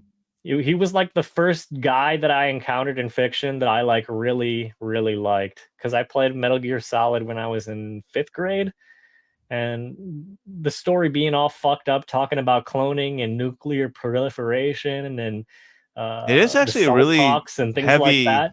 it's actually a really heavy plot for Yeah, like like I was like 10 years yeah. old, like hearing about DARPA and shit like that, and I was looking all that stuff up on my dial-up internet connection. And you know that was really formative for me. And you know, Okay. Kojima's still famous now, and Oh yeah, I it's mean, it's very cool to he's even see more that like famous now. someone that I liked and the things that I liked when I was younger still resonate as an adult. Actually, that's another great figure that I think is more present in Japanese fiction than in American fiction. So, Kiryu Kazuma from the Yakuza series is a lot like Ikichi Onizuka, although Onizuka is a little bit more decadent. But I think there are these very principled figures that are willing to do rough and tumble sort of things to see their goals or see their ideals met, but at the end of the day, they always deliver on what they talk about or promise. And there's a sort of earnest purity to how much they believe in these convictions that you don't see in your typical sort of cynically detached American media. Mm, So, yeah, I guess those fictional characters that I've really looked up to have been less like relatable, flawed human beings and more like aspirational hero mhm, fictional mm. sorts of figures that Okay, so from just an aspirational, like they're yeah, like people that I could okay. actually look up because I guess like anyone that's really seen as relatable in fiction, I don't know, one that immediately comes to mind is like a lot of people like BoJack Horseman for being relatable, but Yeah. that's not admirable to me. That's No. just like sinking into your own sort of indulgent depression and nihilism sort Y of shit, and I don't admire that. yeah, I honesty is important, Yes. but that's not the end, right? I think a lot of times, honesty is seen as sort of like this end goal where it's like, okay, if you're honest, then somehow like you've achieved the end state, Yep. like the goal. But no, it's just an element, right? Yep. Um, but yeah, I mean,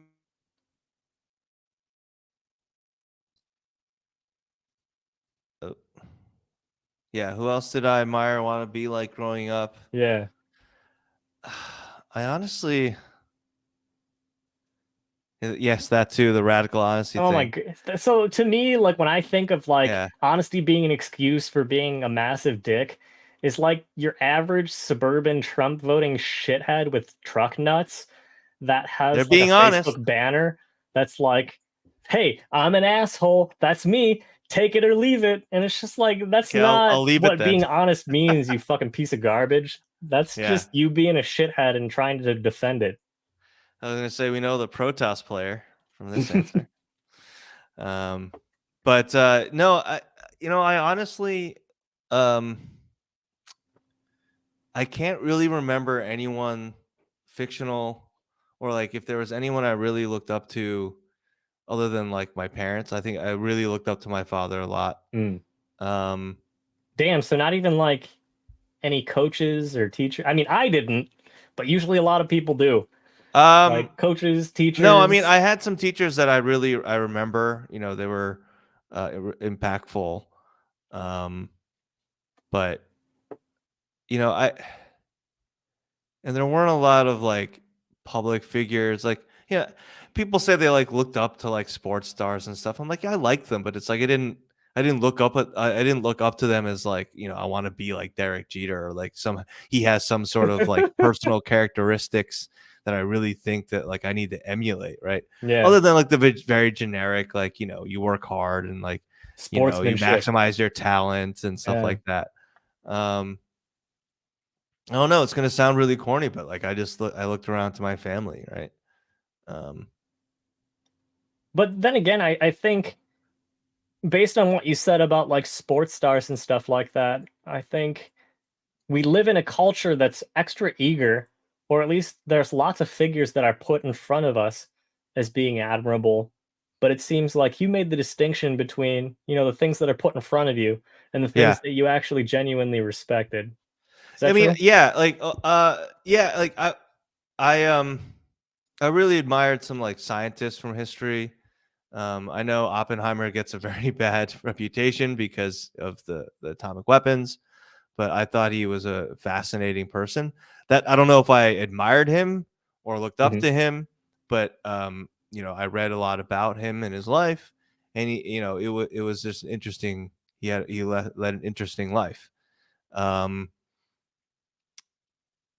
yeah, you know, I mean, he certainly, yeah, with the atomic weapons. Yeah, Hey, you know, nobody's perfect. no, yeah, big. That's a big whoopsie, but you know, uh, yeah, you know, I mean, I probably did. It's just really, it's escaping me right now.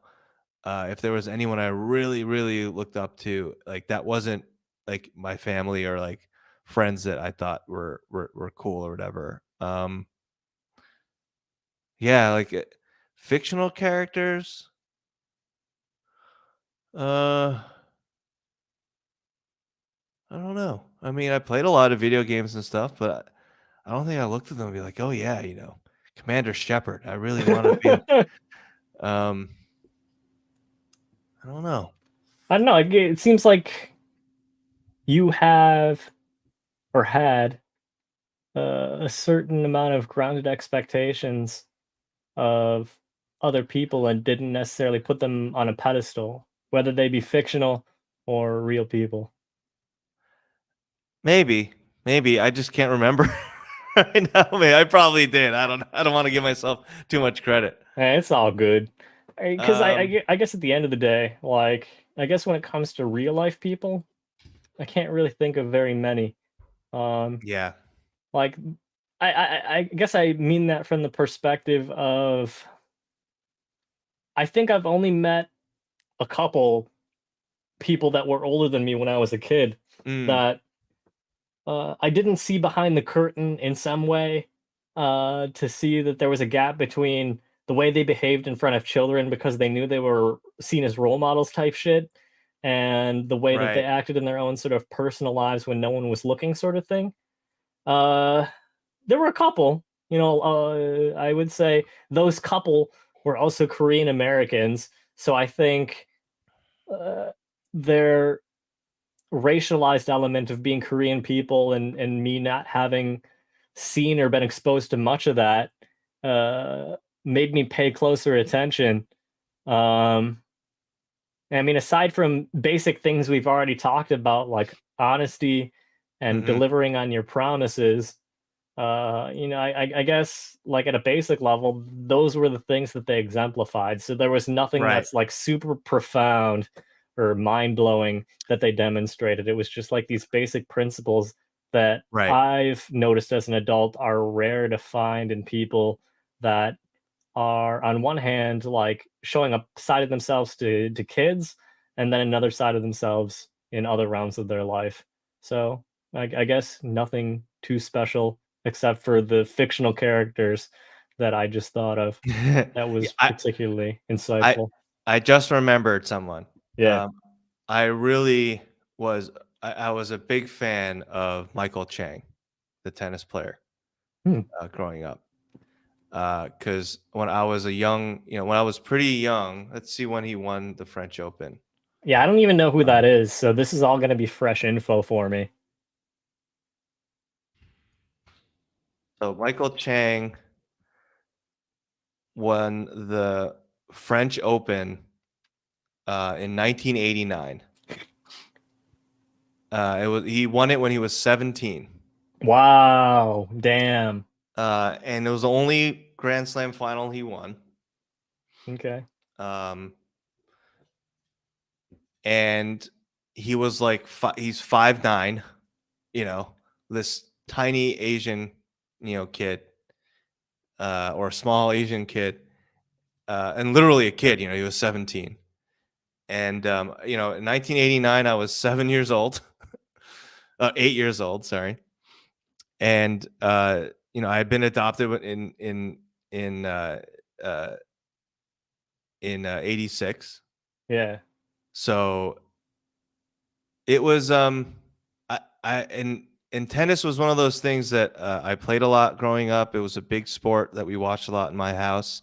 My dad really loved tennis. My mom played a lot of tennis. Um, my brother and we played tennis, and I don't remember if we watched that because it was probably on at a weird time, right? It's in France. The French Open's in France. Yep.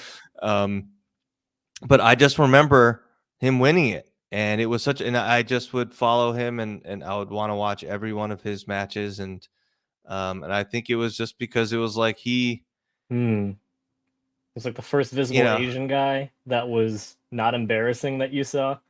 I wasn't aware of that. I wasn't aware of like, oh, we're supposed to be embarrassing or not embarrassing. I Hmm. just think that I saw it. And I think also, like, I don't know whether my parents are being slightly racist by saying, "Oh, you must, you have to, why don't you, maybe you're a fan or you'll be a fan of him just because he looks, he looks like similar to you or he's Asian like you are."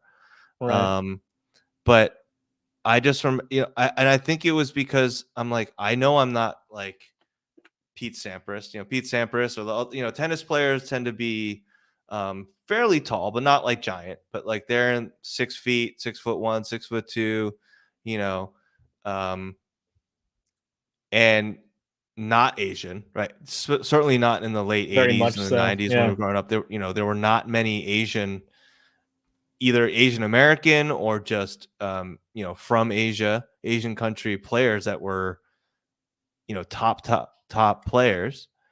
And so it was more. I think it was also sort of like the fact that he was scrappy. Like he didn't have any one skill that was overwhelmingly good, Hmm. or even a few of them. He was good at everything, good enough, but he was just such a hard worker that he He's could like sort of Mario work and Mario everyone. Kart sort of thing. Kinda. And I don't know. I that was someone I really admired. I really admired him, and I think I was a big fan of his. And it was probably just because we watched a lot of tennis, so I Hmm. was always watching him play, but on TV. But yeah, he really that was one person, and he was also like he was very humble, right? Because that was the era of like Sampras versus Agassi, right? And there was Hmm. also like Boris It seems like Becker. that era went on for like 10 plus years because I feel like Yeah. when I was like 10 years old, Oh yeah. uh, it was Yeah. still that. Yeah. So like in Agassi obviously was like the bad boy, right? And very loud and uh yeah, so I admired Michael Chang. Um so the last question here is people you admire now, are they similar to when you were younger or significantly different? So in my case, like aside from like the people or figures that I've talked about or named, I guess I'm thinking about other figures that I haven't talked about because I admired them when I was younger and I don't anymore. Um, Who's name somebody that you admire when you're younger, but you don't admire them anymore? shit. I guess like I admired people like say Michael Jordan, for example. Mm, Like these very sorts of typical examples of like admirable qualities, like these qualities that everyone, your average man could relate to in sort of like monetary success. But I think like the biggest difference between the people I admire now and the people that I admired when I was a kid, but don't talk about or think about anymore, mm, is pretty much purely on a class basis. In the sense that, like, I think the qualities that are talked about in terms of character or admirable things about them are the same with, like, rich stars like Michael Jordan or Bill Gates or Steve Jobs mm. or something like that. But I think the main difference is like when you're rich, you can just have PR campaigns and firms just talk about you in that sense, regardless of what the reality is interpersonally. But in the case of like lower class, average people just out there living their fucking lives trying to survive, those are the people that I tend to admire most now. Yeah, Is the people that I know for a fact are working hard, and I also know for a fact they're working much harder than me when it yeah, comes to yeah, putting an effort in their actual work, or just when it comes to communication and like being an acculturated natural citizen of the United States of America, for example. Like, I don't need to put any effort into being scrutable or to understand other people when I'm communicating. But when I look at like working class people that are non-native English speakers busting their ass for no recognition, I just really admire how, I guess specifically what I admire is like they can deal with circumstances that would make me right now, based on my class position and what mm, I'm used to, would make mm-hmm, me suicidal. I'd be like, I can't fucking live like this. mm, And they just treat it like, hey, I'm blessed to be here and to be alive. And that in and of itself is a wonderful thing. And that's the sort of thing I admire now, is because I think it's so easy to be told to admire people with financial success or mm-hmm, a mm-hmm. large, well known profile. But I guess in my adulthood, I feel like I've come to find that anyone with that level of success has done like dirty dog shit to get there or maintain their place there, in the sense of like stealing money from people that are less fortunate than them, or Yeah, like kicking someone in the balls and saying like, yo, I totally like on a one-on-one fair fight whooped his ass sort of thing. I guess like I think of all the unjust things that America and the American military has done in other places, but then like retrospectively glorifies it as this valorous sort of effort. But really, it was just like dirty dog fucking doing yeah, dirty shit. But you still came out with the W. Uh, I always just I'm skeptical of the stories that people tell about themselves, and I'm always right. looking to people that don't really have a well-known story to tell because they're too busy trying to survive than to trying to raise their profile and become famous for it. Yeah, So I think yeah, that's the key difference between who I admired when I was a kid and who I actually actively admire now as an adult. yeah. I'll mirror that. I agree with that. I I I admire now. Like when I was younger, I just mentioned Michael Chang, right? He was a famous tennis player, right? He was like a celebrity. I think when I was younger, I tended to try to, other than like my own family, I would gravitate towards more well-known sort of public figures as like those are the people that you need to admire, right? It's not the people around you necessarily.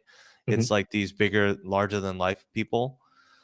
But I don't, I admire the people I know, right? That have traits or that I've learned stuff from or learned from or have gotten to know. I admire the people in my life or some people in my life. Um, like the people I helped, that I founded Plan A with, and I'm still friends with.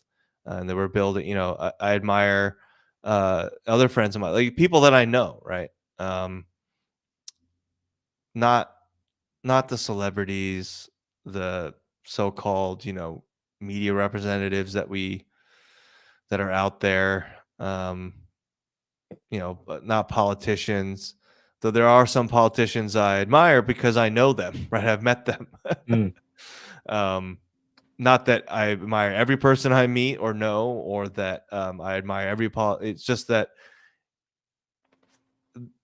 level of like I wouldn't, I don't admire the people I don't know personally, right? Actually, Like, that's one thing that I didn't really think about that I now want to amend my answer with is, yeah, it takes a certain level of intimacy for me to know what people talk about as their ideals and how they actually act, and me seeing whether or not they follow through on what they talk about right. is what really makes the difference between, is it tentative or is it a certain feeling of admiration or respect?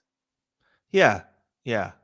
Um, so I think that's the biggest difference is when I was younger, it was a lot of fictional characters or um, larger, celebrities or public figures, Yep. for a broader term, right? Public figures.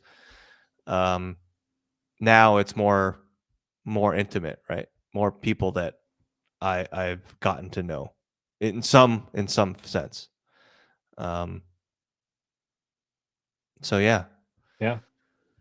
Uh, all right. Um, Are we going to end things on a lighter note?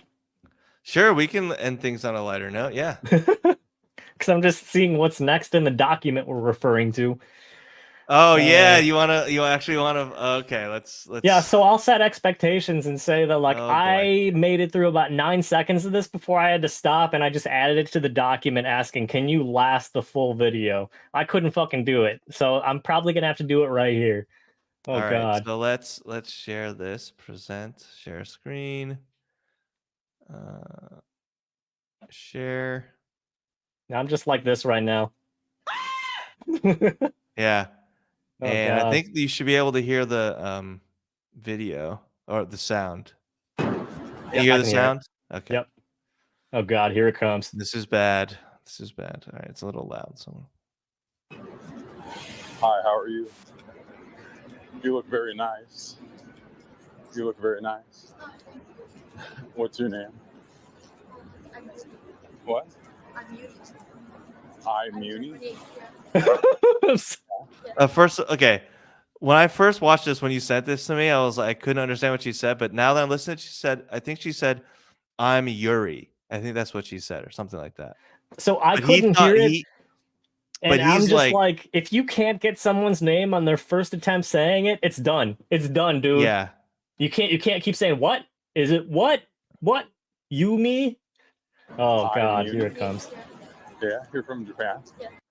Oh no, she's from Japan What's your too. What? yeah, I'm I'm Yuri. Yuri. That's what she says. Yeah, you're from Japan. You look so nice. I want. Okay, well, how is he talking? You look so nice. Oh god. That serial killer. Serial killer. Oh. To kiss you right now. Oh no, I didn't know. I see. I only made it 9 seconds in, so I didn't hear You're from that. Japan. That's rough, dude. You That's look rough. so nice. I want to kiss you right now for my video. It'll be so fun, like to kiss you because you look so good.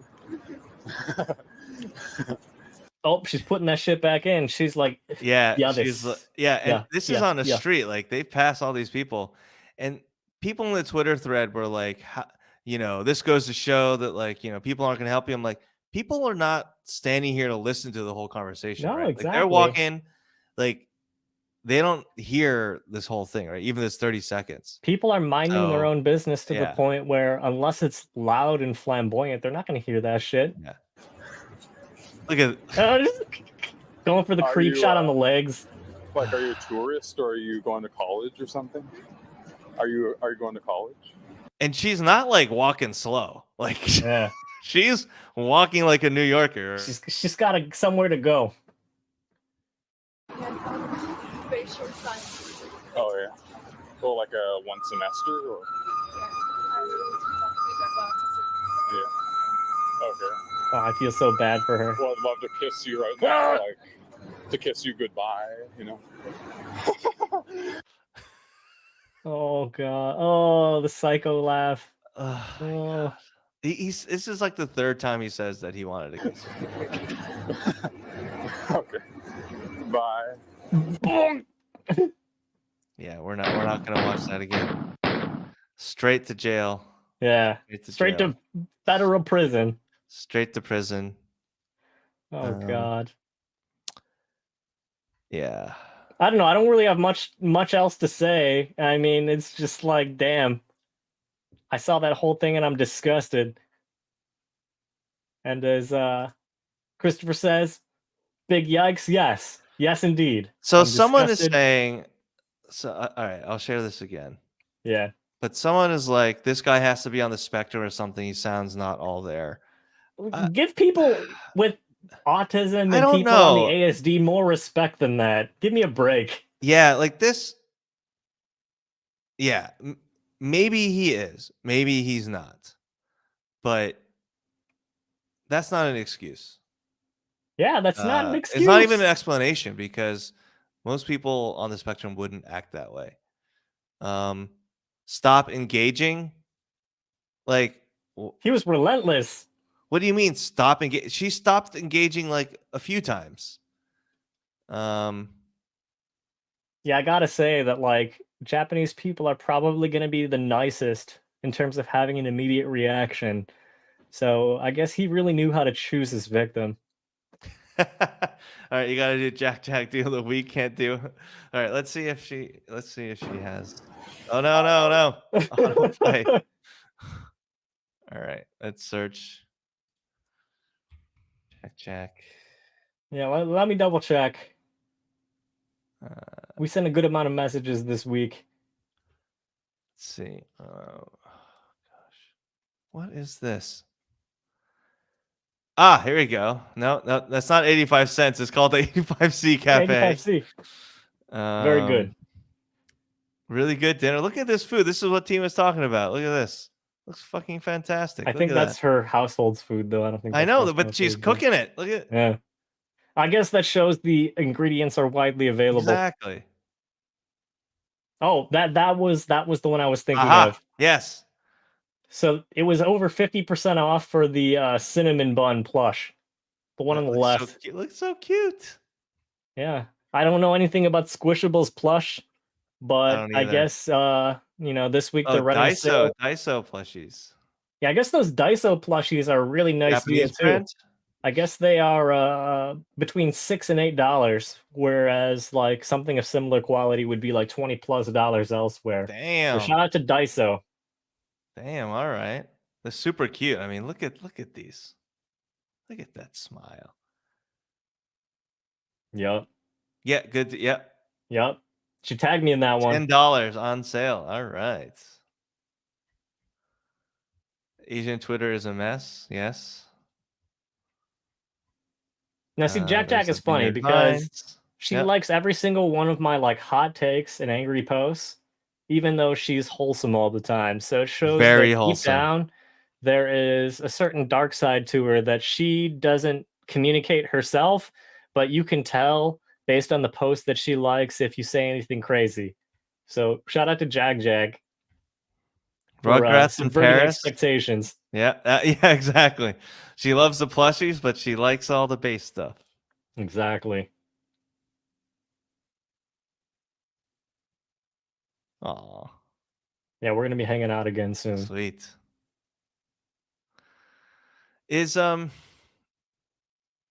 And on the last thing is yes. Yeah. They're cute plushes, man. They are very cute. Very cute. And if Jack has them, it means she got them on sale. That's right. She's not going to buy them full price. Oh, well, yeah. I mean, we weren't going to say it in that voice, but they are very cute. Is Texas a dry state in general? in most Mm, areas?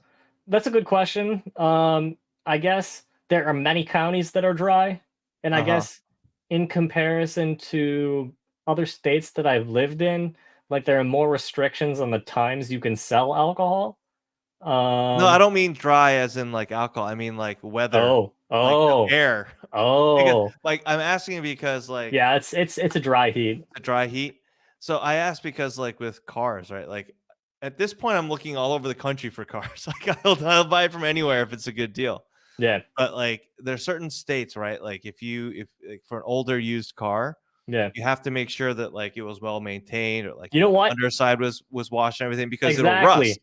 I'll say And this. certain states like Arizona, of course, out of Texas, they don't salt the roads. That's You what don't I was get about to snow. say. They don't have the same undercarriage damage Yeah, you don't get from road snow, salt and stuff right? like that. Yeah, and it's not really wet, so it wouldn't be like rainy where like the water might stay and like get rust up stuff. Yeah, it's not like So like Florida. Texas might be, yeah, I mean, the only major place that I can think of are coast side places like Houston or Corpus Christi or something like that. But in terms of like winter damage and the stuff that comes with like yeah, salt in the Midwest, it's definitely different. So right. yeah, try and find a southern car in inventory if you can. But yeah, and January and February is one of the worst times to buy a car. I'm not saying I'm going to buy it now, but um, February is even worse because people March is even worse because people get their income Oh tax yeah, refunds their and then refunds. go directly to buy a car. Which is like, okay, why would I do that? But okay. But people do, I guess. So it's like a cycle. But I've also heard January, February is pretty good because some manufacturers are still offering like end of year or beginning of year Oh yeah, trying to get deals to rid of get rid last of the year's model year. inventory. Yeah. But the whole market's fucked up. So who knows? I mean, Yeah, and I mean, it sounds like based on the default rate on some of these loans for subprime credit, things might turn even more interesting in the next coming months. So we'll see. yeah. I mean, It's like the default who rate knows? is, I think I saw from that car dealership guy, like Oh yeah, 7.9%, something like that. car dealership I forgot what his guy. name is, but that car dealer Twitter guy was He's like, car dealership, guy dealership. okay. Yeah, so people are not paying their car loans. Auto loans delinquent overdue by more than 60 days are now up 26.7% from a year ago. So year over Oh, year. yeah. It's Not pretty a crisis significant. just yet, but watch this trend closely. Yeah. Um,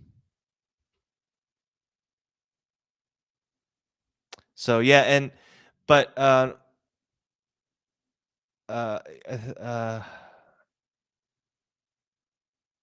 but I guess sales are up, but subprime might be feeling the pinch. I did hear that, like, ironically, there was a lot of talk about repos going up, but repo Yeah. rates went down to like historic lows Huh. during the pandemic. Just because I think literally it was one of those things where just like loans are being forgiven, like Yeah. mortgages and stuff, and rent, so were car payments. Yep. So it was like the repos were just really really low, like artificially because of like just Yeah, but these technically the policies. delinquency Now it rates was were just as right. or equally high. But yeah, so like, but if people had to have paid it, they wouldn't have been able to, right? So the Yeah. delinquency and then repos would have been like at either higher levels. But then because of the artificial depressing of or stopping of this repos, a lot of the repo companies went out of business Oh shit. because they're like they didn't have the business from the Yeah. banks and places to go get paid to repossess the car. But now that the the payments are now people have to start paying again and the repos are starting to go up. There's a difference between what's delinquent, right, like the guy's saying, and also what gets repossessed, because the bank has to decide they're going to repossess the car. Like Yeah. they can let the loan be delinquent as long as they want. But so there's this gap between the actual repossession rate and And the the cars delinquency that rate. normally would have been repoed but aren't being repoed yet because of there's not enough people to actually do the repossessing. Like Yeah. they literally don't have, like, the companies went out of business. Yeah. So it's like, so when people are saying like the repo rate isn't as high as it could be and it's like historically low still, I'm like, that might just be a delay, Yeah. or Sounds like it. just, and I think people need to factor in this delinquency rate plus, in combination with the actual repossession rate to get a better idea of how bad some of the car loan sort of the health of the car loans are, and the potential impact on the financing companies like Ally Financial. Bank of America does a lot of auto loans. Chase does auto loans. There are a lot of other lenders, but no, I just find that interesting. Anyway, yeah, maybe I'll look in Texas. I need to look in the drier areas for Yep. for older cars and stuff to Avoid that road salt at all costs. yeah. But yeah.